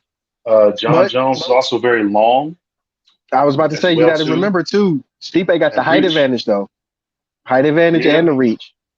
that's something else too for sure. So you always got to be creative with your moves, man. And say, okay, if it's a matter of me swinging one way and him coming back, I got to be ready for that counter for wherever he's gonna throw back at me. As long as you got to be 2 steps ahead and say, okay, if I come at him with the Superman punch, he'll probably try to counter with some other kind of kick or something like that. Maybe I'm ready to grapple as soon as I throw it. Or Right. better yet, if I try to get him to the ground, right, he's got long legs. Okay, so we're looking at a possible, variation of an arm bar, omoplata, whatever, like, or you go into that triangle position. I mean, when cats got legs, man, they can do all kinds of stuff on the ground, whatever. Right. Pressing their shin up against your throat. Like so many different things they can do. And Right. it's just such a dangerous fight. Really. Technically it's dangerous. It's really dangerous Right. Because you, for you either don't know of them. what kind of moves you're gonna see. Right. You also got to play a whole scenario out and base it off of, okay, whatever I throw, he throwing this, so I come back with this. That's kind of how the mentality has to be. It can't be like, oh, I'm gonna go out there and like tap a little bit to kind of get a feel for dude or whatever. It's like, no, that ain't how I go down the heavyweight division. Ain't nobody trying to go 5 rounds, man, the heavyweight division. That's not a division where you got guys like trying to be like, oh, because we went all these rounds as championship level, and we're going to let it fall to the judges. No one likes to let it fall to the judges in the heavyweight division. You trying to get knocked out by the third round the longest, man. Nobody trying to go 5 rounds, man. Just saying. Right. So the thing is, like with that, guys are trying to be, better at the endurance part of it. I have seen that a lot in recent years because beforehand, you figure when you go back and you think about like, okay, the battles that you saw with like when Brock Lesnar was up in there and Frank Mir and guys like that, they weren't really, training for endurance at all. I'm trying to get that first No. round knockout. I'm trying to pound you down by second round, choke Right. you out, whatever I got to do. Frank Mir is like a, black belt in jiu-jitsu and all that. So you get on the ground with that dude. It was pretty fun to watch because like with him and like Lesnar when they used to go at it, because Lesnar being a wrestler, all-American wrestler, and then you have someone like Frank Mir who had all the moves as far as the submissions and things like that. It was just brute strength at that point. I mean, you figure Lesnar's a guy, he had to cut weight to make To get weight in to the fight. be in Yeah. the fight. He had to cut down to 265, which where they'd like to top you out at in the heavyweight division, just to be able to fight. Because he walk around naturally 290 pounds. You know what I'm saying? So him competing was like he had to cut all his weight, try to make sure he got those fights done early because it takes a lot out of you to drop as much as it does to gain. You know what I'm saying? So Right. it's a weird scenario for me, man, because you figure the biggest advantage that Jones has on Stipe right now obviously would be his age. It's part of Yeah. that. And then the endurance piece, because he's used to that part of it. But once you gain weight, it's like, is he going to be as fast? I don't know. He'll definitely be a little bit stronger, but will he be as quick? I don't know. The reach, I guess Right. you could say, is there as well with Stipe, but like, is Jones going to do something real quick? Is he going to have that advantage or whatever as far as agility in there? You know what I'm saying? So many different scenarios, man. I really hope the fight happens, but they got to give Nagano a shot. I mean, this is like his Oh, he deserves it. He But definitely deserves we already know he deserves it. Yeah. So I'm curious to see how they'll figure this fight. What I'm thinking is, I know it probably won't happen, but what I'm thinking is they'll probably have Nagano fight Jones, and then the Mhm. winner goes on to fight. The winner will go on to fight Stipe. That's what That you may know not what, happen. It may not happen, but that's what I'm thinking could happen. and they touched upon this too, because like I was browsing through ESPN, and they were just saying how Nagano wants to basically fight Stipe in December, right? But the thing is, you got other guys who are gunning. So you got, Derek Lewis or whatever who's talking trash. And the thing Yeah, he about just told Nagano, right. Now Nagano was saying how he expects Jones to make a successful transition to heavyweight, right? He also stated this too. He said, in fact, it might be an easier division for the long time light heavyweight champ. And I was like, okay, hold on one sec. Yeah, You're he'd saying actually be that? right. He'd actually be right, in my opinion, because Mhm. let's call it what it is. All of the big fights that have headlined these UFC pay-per-views have been light heavyweights. True. With the lighter weights. I'll say that, the lighter weights. And granted, DC and Stipe was, the fight everybody wanted to see again once DC beat Brock and, ended up winning the belt back sometime later. So it's like, the heavyweight, Dana White, I think, should focus on building back up the heavyweights because everybody's retiring. Because everybody's retiring or, switching to Bellator or switching to Pride or whoever's around. Yep. You got to figure something out. Make that division back to what it was with Frank, with Stipe, Brock. I want to say Mark Coleman and oh yeah, and Tim Sylvia. Yeah, you gotta Andre bring it back. Yeah. Like, oh man, Vampire. I used to love watching it. Yeah, like heavyweight division was it, man. Back then, oh my goodness, like 2004, exactly. 2005, bro. Yeah, man, in the early 2000s, man, heavyweight division was smacking. Between the heavyweight division and the welterweight division, it was done deal. It was a wrap. Drawing better than WWE at that point.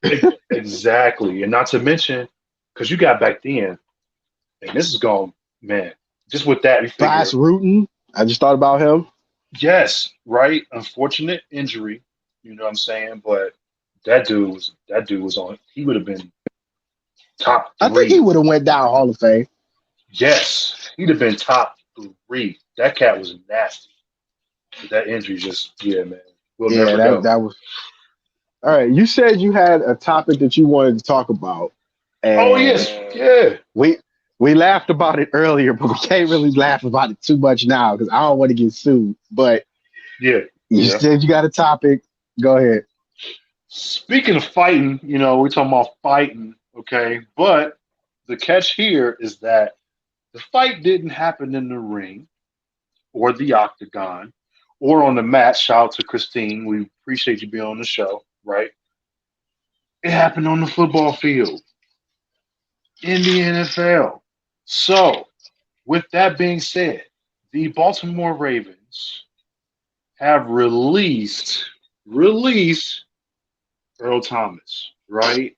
Now, with first when this happened, I'm thinking, okay, he was a hot hand from the jump. You figure you spend 7 seasons, right? You get a Super Bowl, you spend 7 seasons in Seattle, and then the last thing you do before you leave is you flip off your coach. Okay.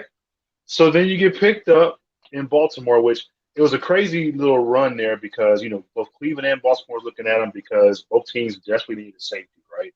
And on top of that, they end up winning that battle, paid him a decent amount of money or whatever, but he just can't stop doing this. So the thing is like, okay, he gets on the field, he's doing his thing last year, right? He had an impact there for a little bit.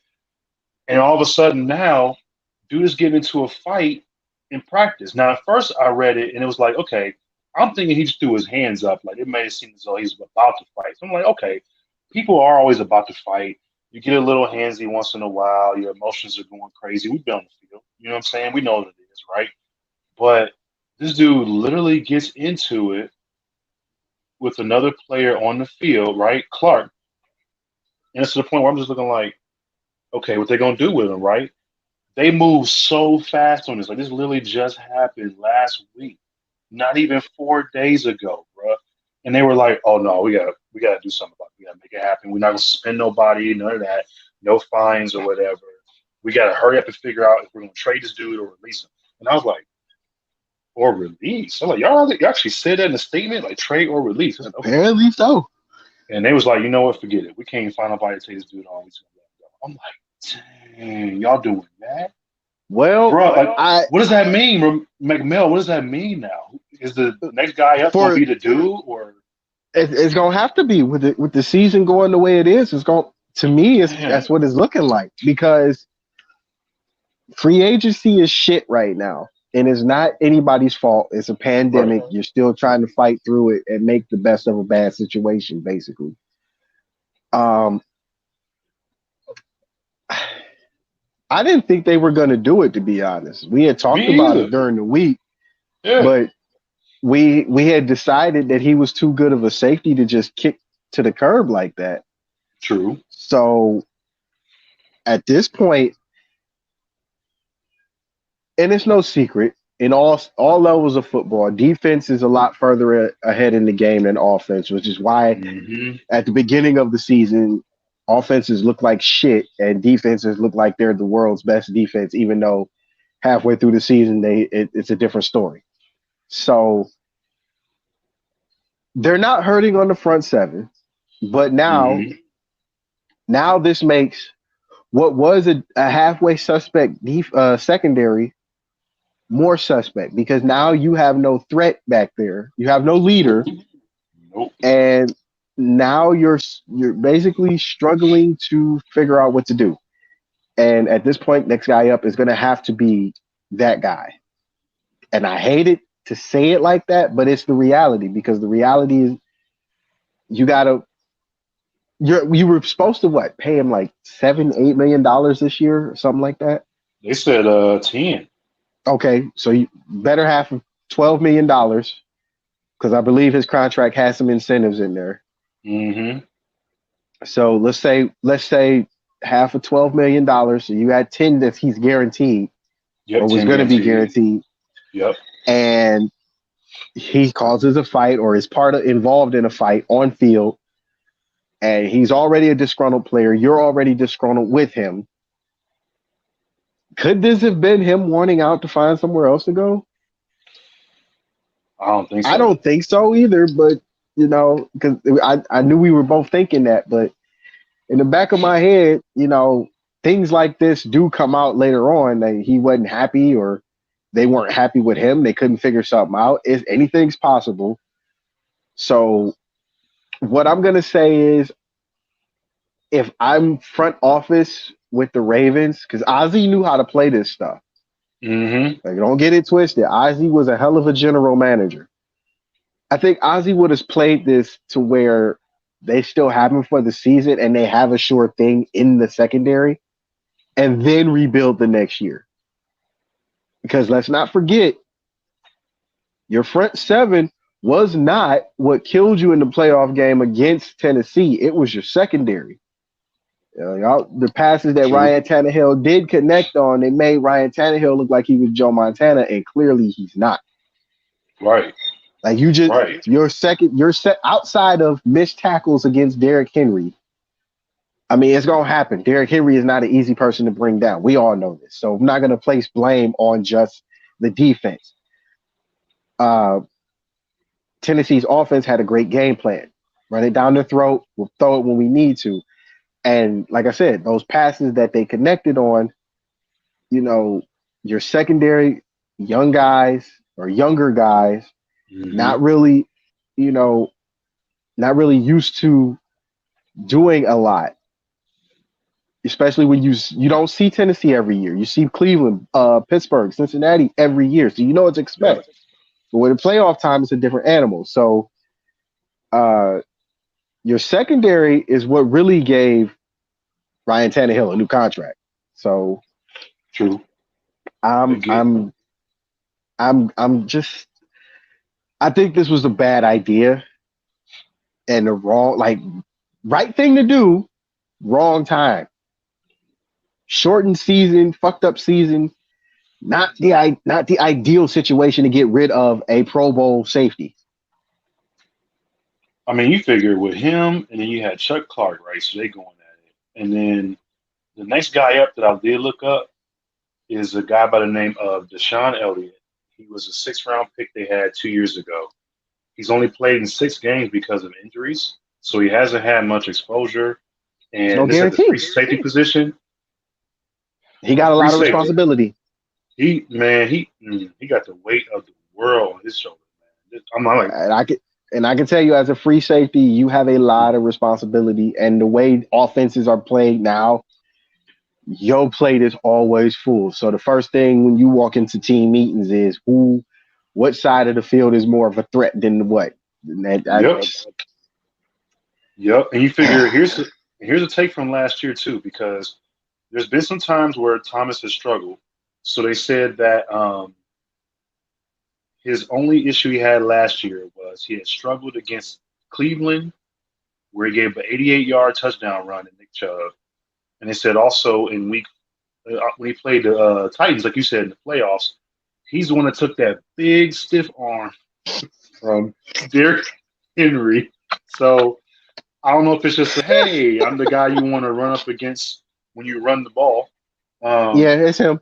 It's him. I hate to say that, you know what I mean? Because I mad know. respect. So my thing is like, you at that level, okay, whatever. But for that to happen, for you to get hit week 4, because that's when they got that 40-25 game, and then for Derrick Henry to just be like, you know what I'm saying, blow you over like that. I get it, right? And maybe it's part of where Clark's frustration came from. He's like, how you blowing coverage and blah, blah, blah, and just doing that. And next thing you know, dudes on the same side of the ball scrapping.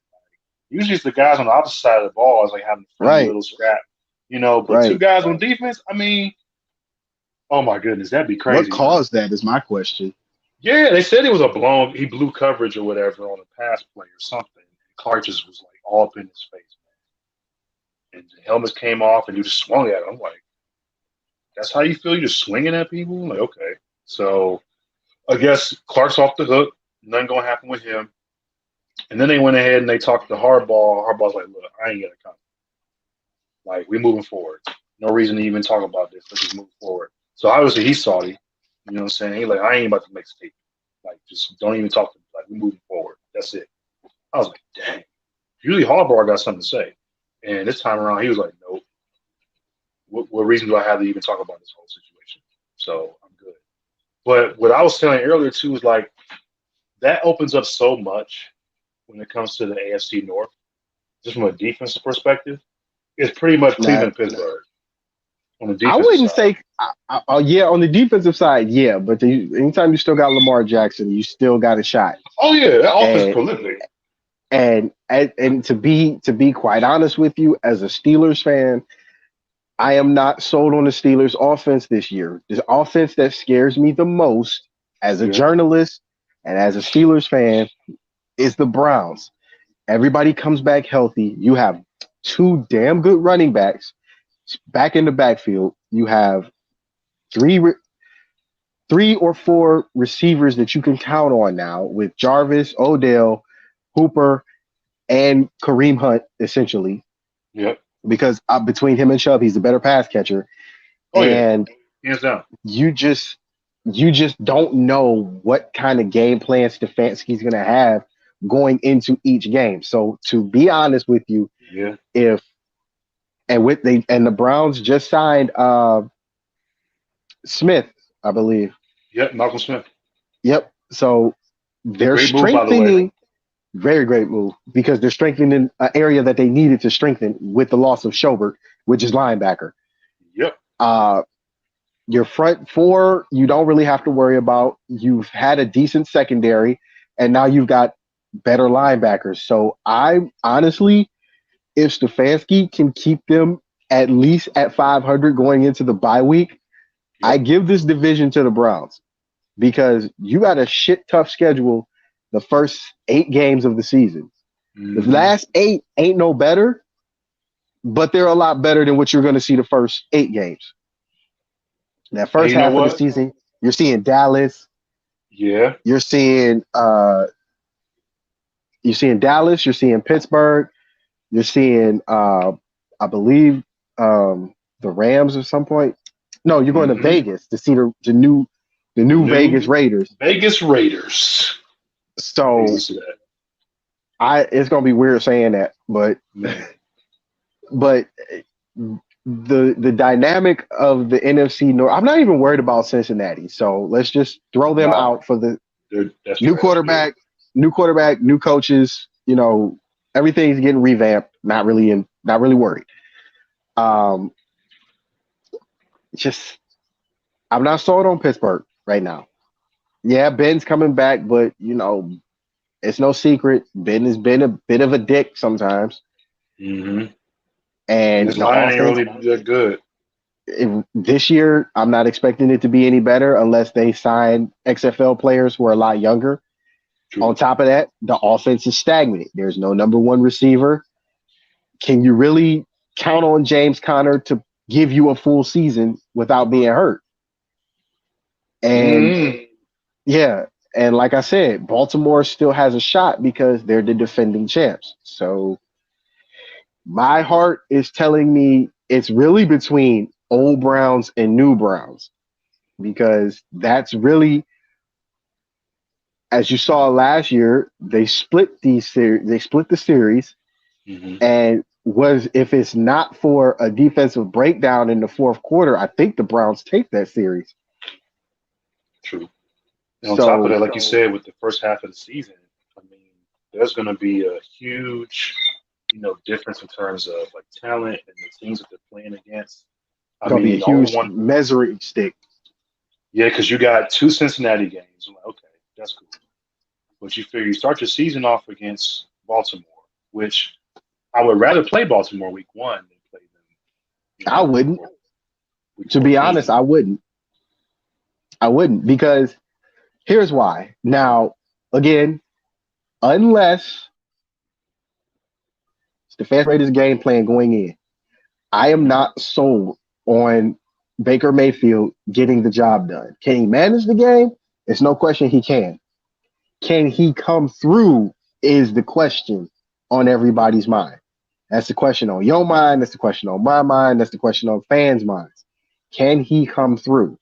Now, it's been shown he can come through, but you're seeing the best defense in your division week one. And then after that, you're seeing Dallas, if I'm not mistaken. Then you're seeing at some point the Raiders. Now, let's be honest, the Raiders don't have a bad defense. The Raiders True. are just in a situation given that they have to play the defending Super Bowl champs. So, you know, you're seeing things you're seeing things that should uh you're seeing things that should play out in the Browns' favor, but I don't know if Baker is going to answer the bell. But just Yeah. for this just for this discussion, let's look up their schedule. Okay. I got that up right now.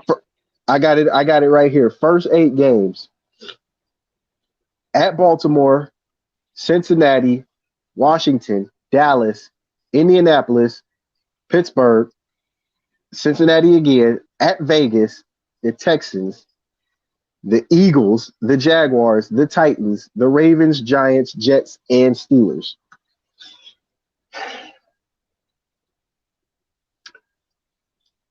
If we don't know, and this is the reality because what I'm about to say is true. Uh, you can't count on Cincinnati. Nope. As with Joe We saw Burrow that there, I last get year. it. I get it. It's Joe Burrow. Joe Burrow's supposed to be the man, but the team around Joe Burrow is not ideal for him.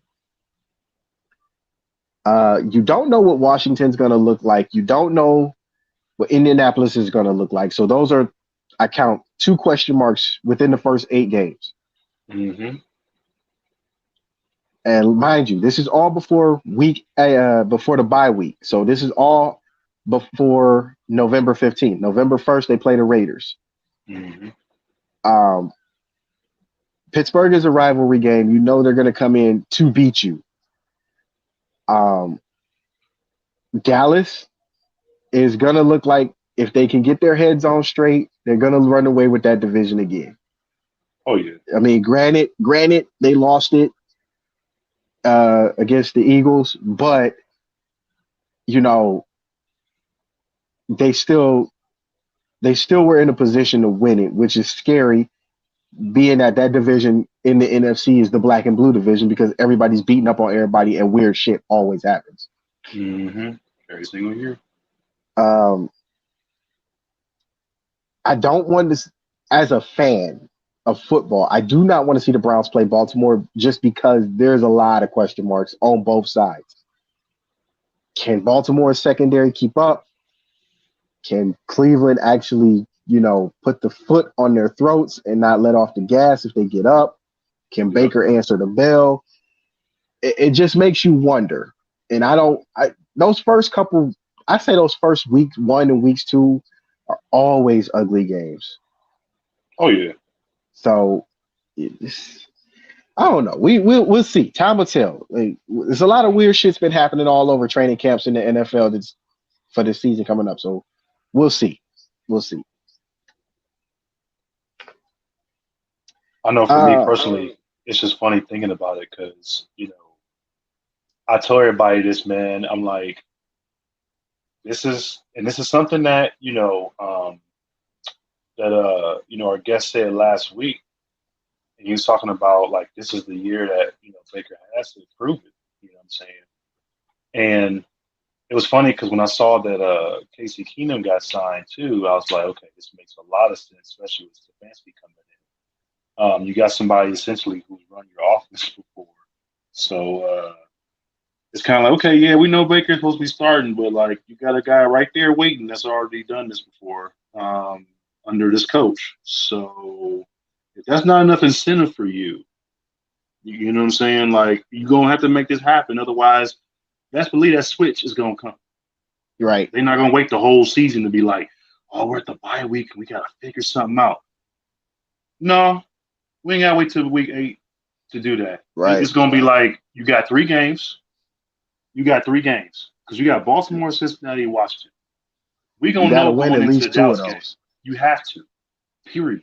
Like, you have to go 3-0, 2-1 at the worst. Right. And you bet not lose to Cincinnati or Washington. Let's just put it out there. We probably don't expect you to win the first game. We probably don't.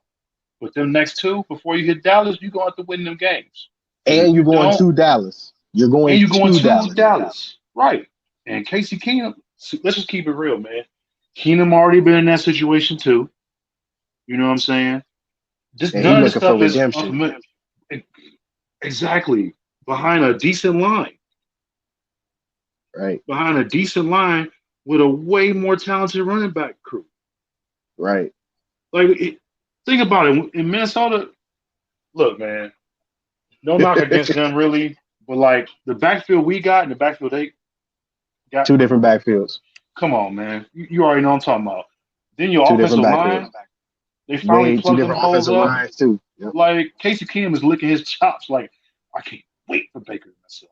Now, he ain't going to say it out loud or put that out there in the press or whatnot. And, of course, he's going to support his teammate.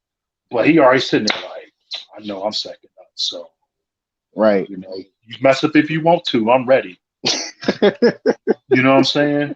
And he can sling it if he want to sling it. Yeah, he can. Him having Odell and having Jarvis and Peoples-Jones, best friends. Hooper. It is like a dream come true for this cat to sign right now. I didn't put Peoples-Jones in that conversation because I'm not sold on him, to be honest. I wasn't sold on him at Michigan, and I'm not being biased, but there was a lot of times where he dropped passes, and he did not look like the number 1 receiver that he should have been at Michigan. Yeah, but I give you that. Time will tell. Time will tell. The Browns took a chance on him, so we'll see. And him being locked in with other guys, I think he'll have to be like put up or shut up type of deal. Yeah, because you can't be between with Jarvis and Beckham in your locker room. Like, you can't be slacking. They granted, they are, they both went on. They had with 1,000-yard seasons, and Odell was hurt. So imagine if Odell wasn't hurt. Right, and you wasn't receiving passes from like a top quarterback. Right. Both y'all got 1,000+ from Baker Mayfield, bro. Right. Man, look, it's on and popping. We'll see what happens, but on paper it looks great. Okay. With that being said, yeah, on paper it looks great. With that being said, I saw this and it was so interesting. I had to bring it up for our last topic. I saw this argument, ironically, in a Tecmo Bowl group. Okay. All right. Who is the most dynamic? Who's the most dynamic returner between these four? Dante Hall, Mm-hmm. Devin Hester, Mel Gray, Eric Metcalf. Ugh. Ugh. Now, ooh, ooh, ooh. See. We I only thought, gonna do 5 minutes on this one, but I had to bring this up to you. oh, that's not fair. Oh, you threw Metcalf in there. You threw Metcalf in there. See, this is the hard part of this, man, because this is where my fandom is going to interfere with my ability to usually be unbiased. Oh, that's not fair. You put Metcalf in there with Devin Hester and who? Oh my gosh. Oh my gosh. Okay. I'll say this. For me personally, I gotta narrow it down. Let me do a 50-50 thing. So for me, and this hurts because I love me some Eric Metcalf, man. I know you Ah, do. I love Eric Metcalf. I'm gonna have to take him off the list. Oh, this hurts, Steven, saying this out loud. I hope my dad don't watch this episode. Um, I'm sorry, Dad. I gotta take Eric Metcalf off the list. I'm sorry. Well, this is the only four you got, though. Dang. Okay, for me, it's gonna be a toss up. Not toss up, but it's gonna be come down between Devin Hester and Dante Hall for me. I've always liked Hester for sure. That dude was doing it forever. Dante Hall for me was kind of like a couple seasons where it was like you just couldn't figure out where he was at. He was so little. The way he would bounce outside, like you just couldn't see the dude, man. I feel like if I had to rate them based off of just raw talent, the ability to, break away, top speed, seeing the holes and stuff like that. I don't know. I feel like for me, I felt like Hester would have an advantage for me. I feel like with Dante Hall, man, this dude, it's just not fair, man. You short, like you little. Like everybody, I'm sorry. hey. I'm just saying, like in terms of like being on kickoff team, like if you out there on kickoff team, you can't see where Dante Hall is at. It's just not a Yeah. fair advantage. You can't see him. You know what I'm saying? It's like trying to look out for Darren Sproles running the Yeah. ball, man. Like your whole line is six Sproles is five, actually and shorter. that's what I'm saying, man. Like just for me personally, being a former defensive end, it ain't fair when you got a dude that's like that because you're on the line, so you're like, okay, if I'm on the line in a 3-point or 4-point stance, whatever, I almost feel like I'm at a disadvantage. I have to stand up and back up so I can see where this dude is at. Because if my job is to rush outside or to contain, I need to know where he at all times. I just need to know. I can't be down like And this and dude towering over me, and all of a sudden I blow, my assignment for whatever reason, and he get under me. That's it, because he gonna bounce outside. It's like, oh, all right, well, I ain't gonna catch you because you're way faster than me, first of all. Your feet quick. And then and a lot of people don't remember this. Dante Hall was not a receiver in college. He was a running back. nope, he Com- sure was. Coming out of Texas A&M, he was a running back. Yep. So for him having the ball in his hands, he's automatically in running back mode. So I get it. I definitely get it because he tore Ohio State a new one in that Sugar Bowl. Yes, he did. So here's how I did it for me when I originally answered this question. I couldn't say who was the best or who was the most dynamic. I had to break it into categories because everybody on this list definitely started their own category. And here it is.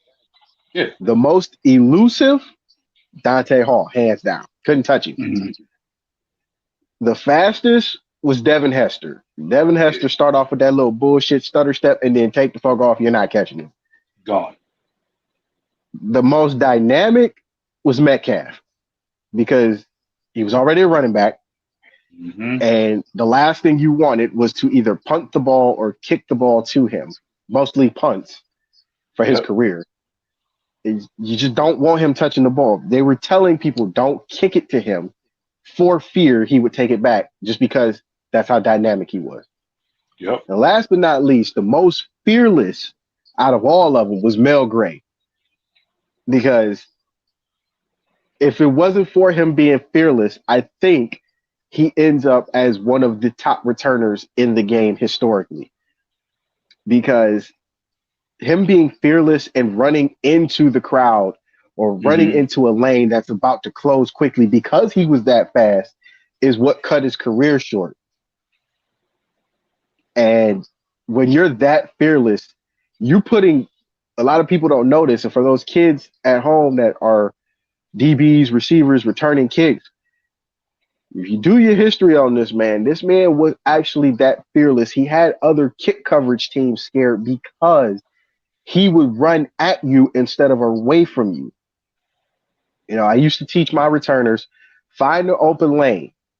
Mel Gray would see an open lane that's closing and go right through it, Mm-hmm. whether you touched him or not. And ultimately, sadly, that's what cut his career short, gained on him concussions, neck injuries, and stuff. So that was my list. It wasn't who was the best overall. It was just I can't. They got to be in the category. And most elusive, Dante. Fastest, Devin. Dynamic, Metcalf. Fearless, Mel Gray. And speaking of Mel Gray, this just hit me. So if I remember correctly, I believe him and Barry Sanders were there at the same time in Detroit. Yeah. And uh, will it ever get any better for Detroit Lions fans? Because my thing is like, I feel for y'all, man. I do. Because trust me, I struggle, going to Cleveland and all of that. But to have two players like that on Yeah. your team at the same time, I don't Yeah. even know. I think right now I'm finally seeing that. Right now, okay, to have players of that kind of like dynamic on the team right now, like this very moment with Cleveland. But like before that, it was like, yeah, you had some good players, but two guys on that level on the same Yeah. team. And What? that was a pretty scary What? thing because I know Tecmo Super Bowl does not give Mel Gray the credit he deserves. Oh, absolutely not. It's But all Bo Jackson. no, it's not even that. Like Mel Gray in Tecmo Super Bowl is like 30 times slower than Barry, and it's not even funny Yeah, that that ain't they cool. did him like that. That ain't And right. Mel Gray was so much faster, and he's more faster on kick return and punt return than he is as a running back. Like if Barry gets injured through the course of a season in that game, Mm-hmm. he's 17 times slower, and it sucks, man, because Mel Gray in real life was never that slow. No, that's like disrespectful, man. So Seriously. yeah, very disrespectful. But at the time, you got to go with your best players. So, True. Very true. and on that note, we are going to call it a night for the night because we all got to get up in the morning. We appreciate you guys watching and staying with us. We'd like to once again thank Christine Rodriguez for joining us. Much appreciated. Next week we will have arena football great and two-time Arena Bowl winner Damon Mason on with us. So be sure to check that out for those arena football fans. And like I said, in the month of September, we got some big things coming up. So just stick with us and follow us on Facebook. Subscribe to us on YouTube. We appreciate all the love and support. Smooth. I'll catch you later, man. Absolutely. And to those watching, we thank you so much. Like Mel said, special shout out to Christine for being on the show with us. And always remember, be nothing less than something special. Amen. All right. For 4 for 15, I'm Mel. That's Smooth. Peace.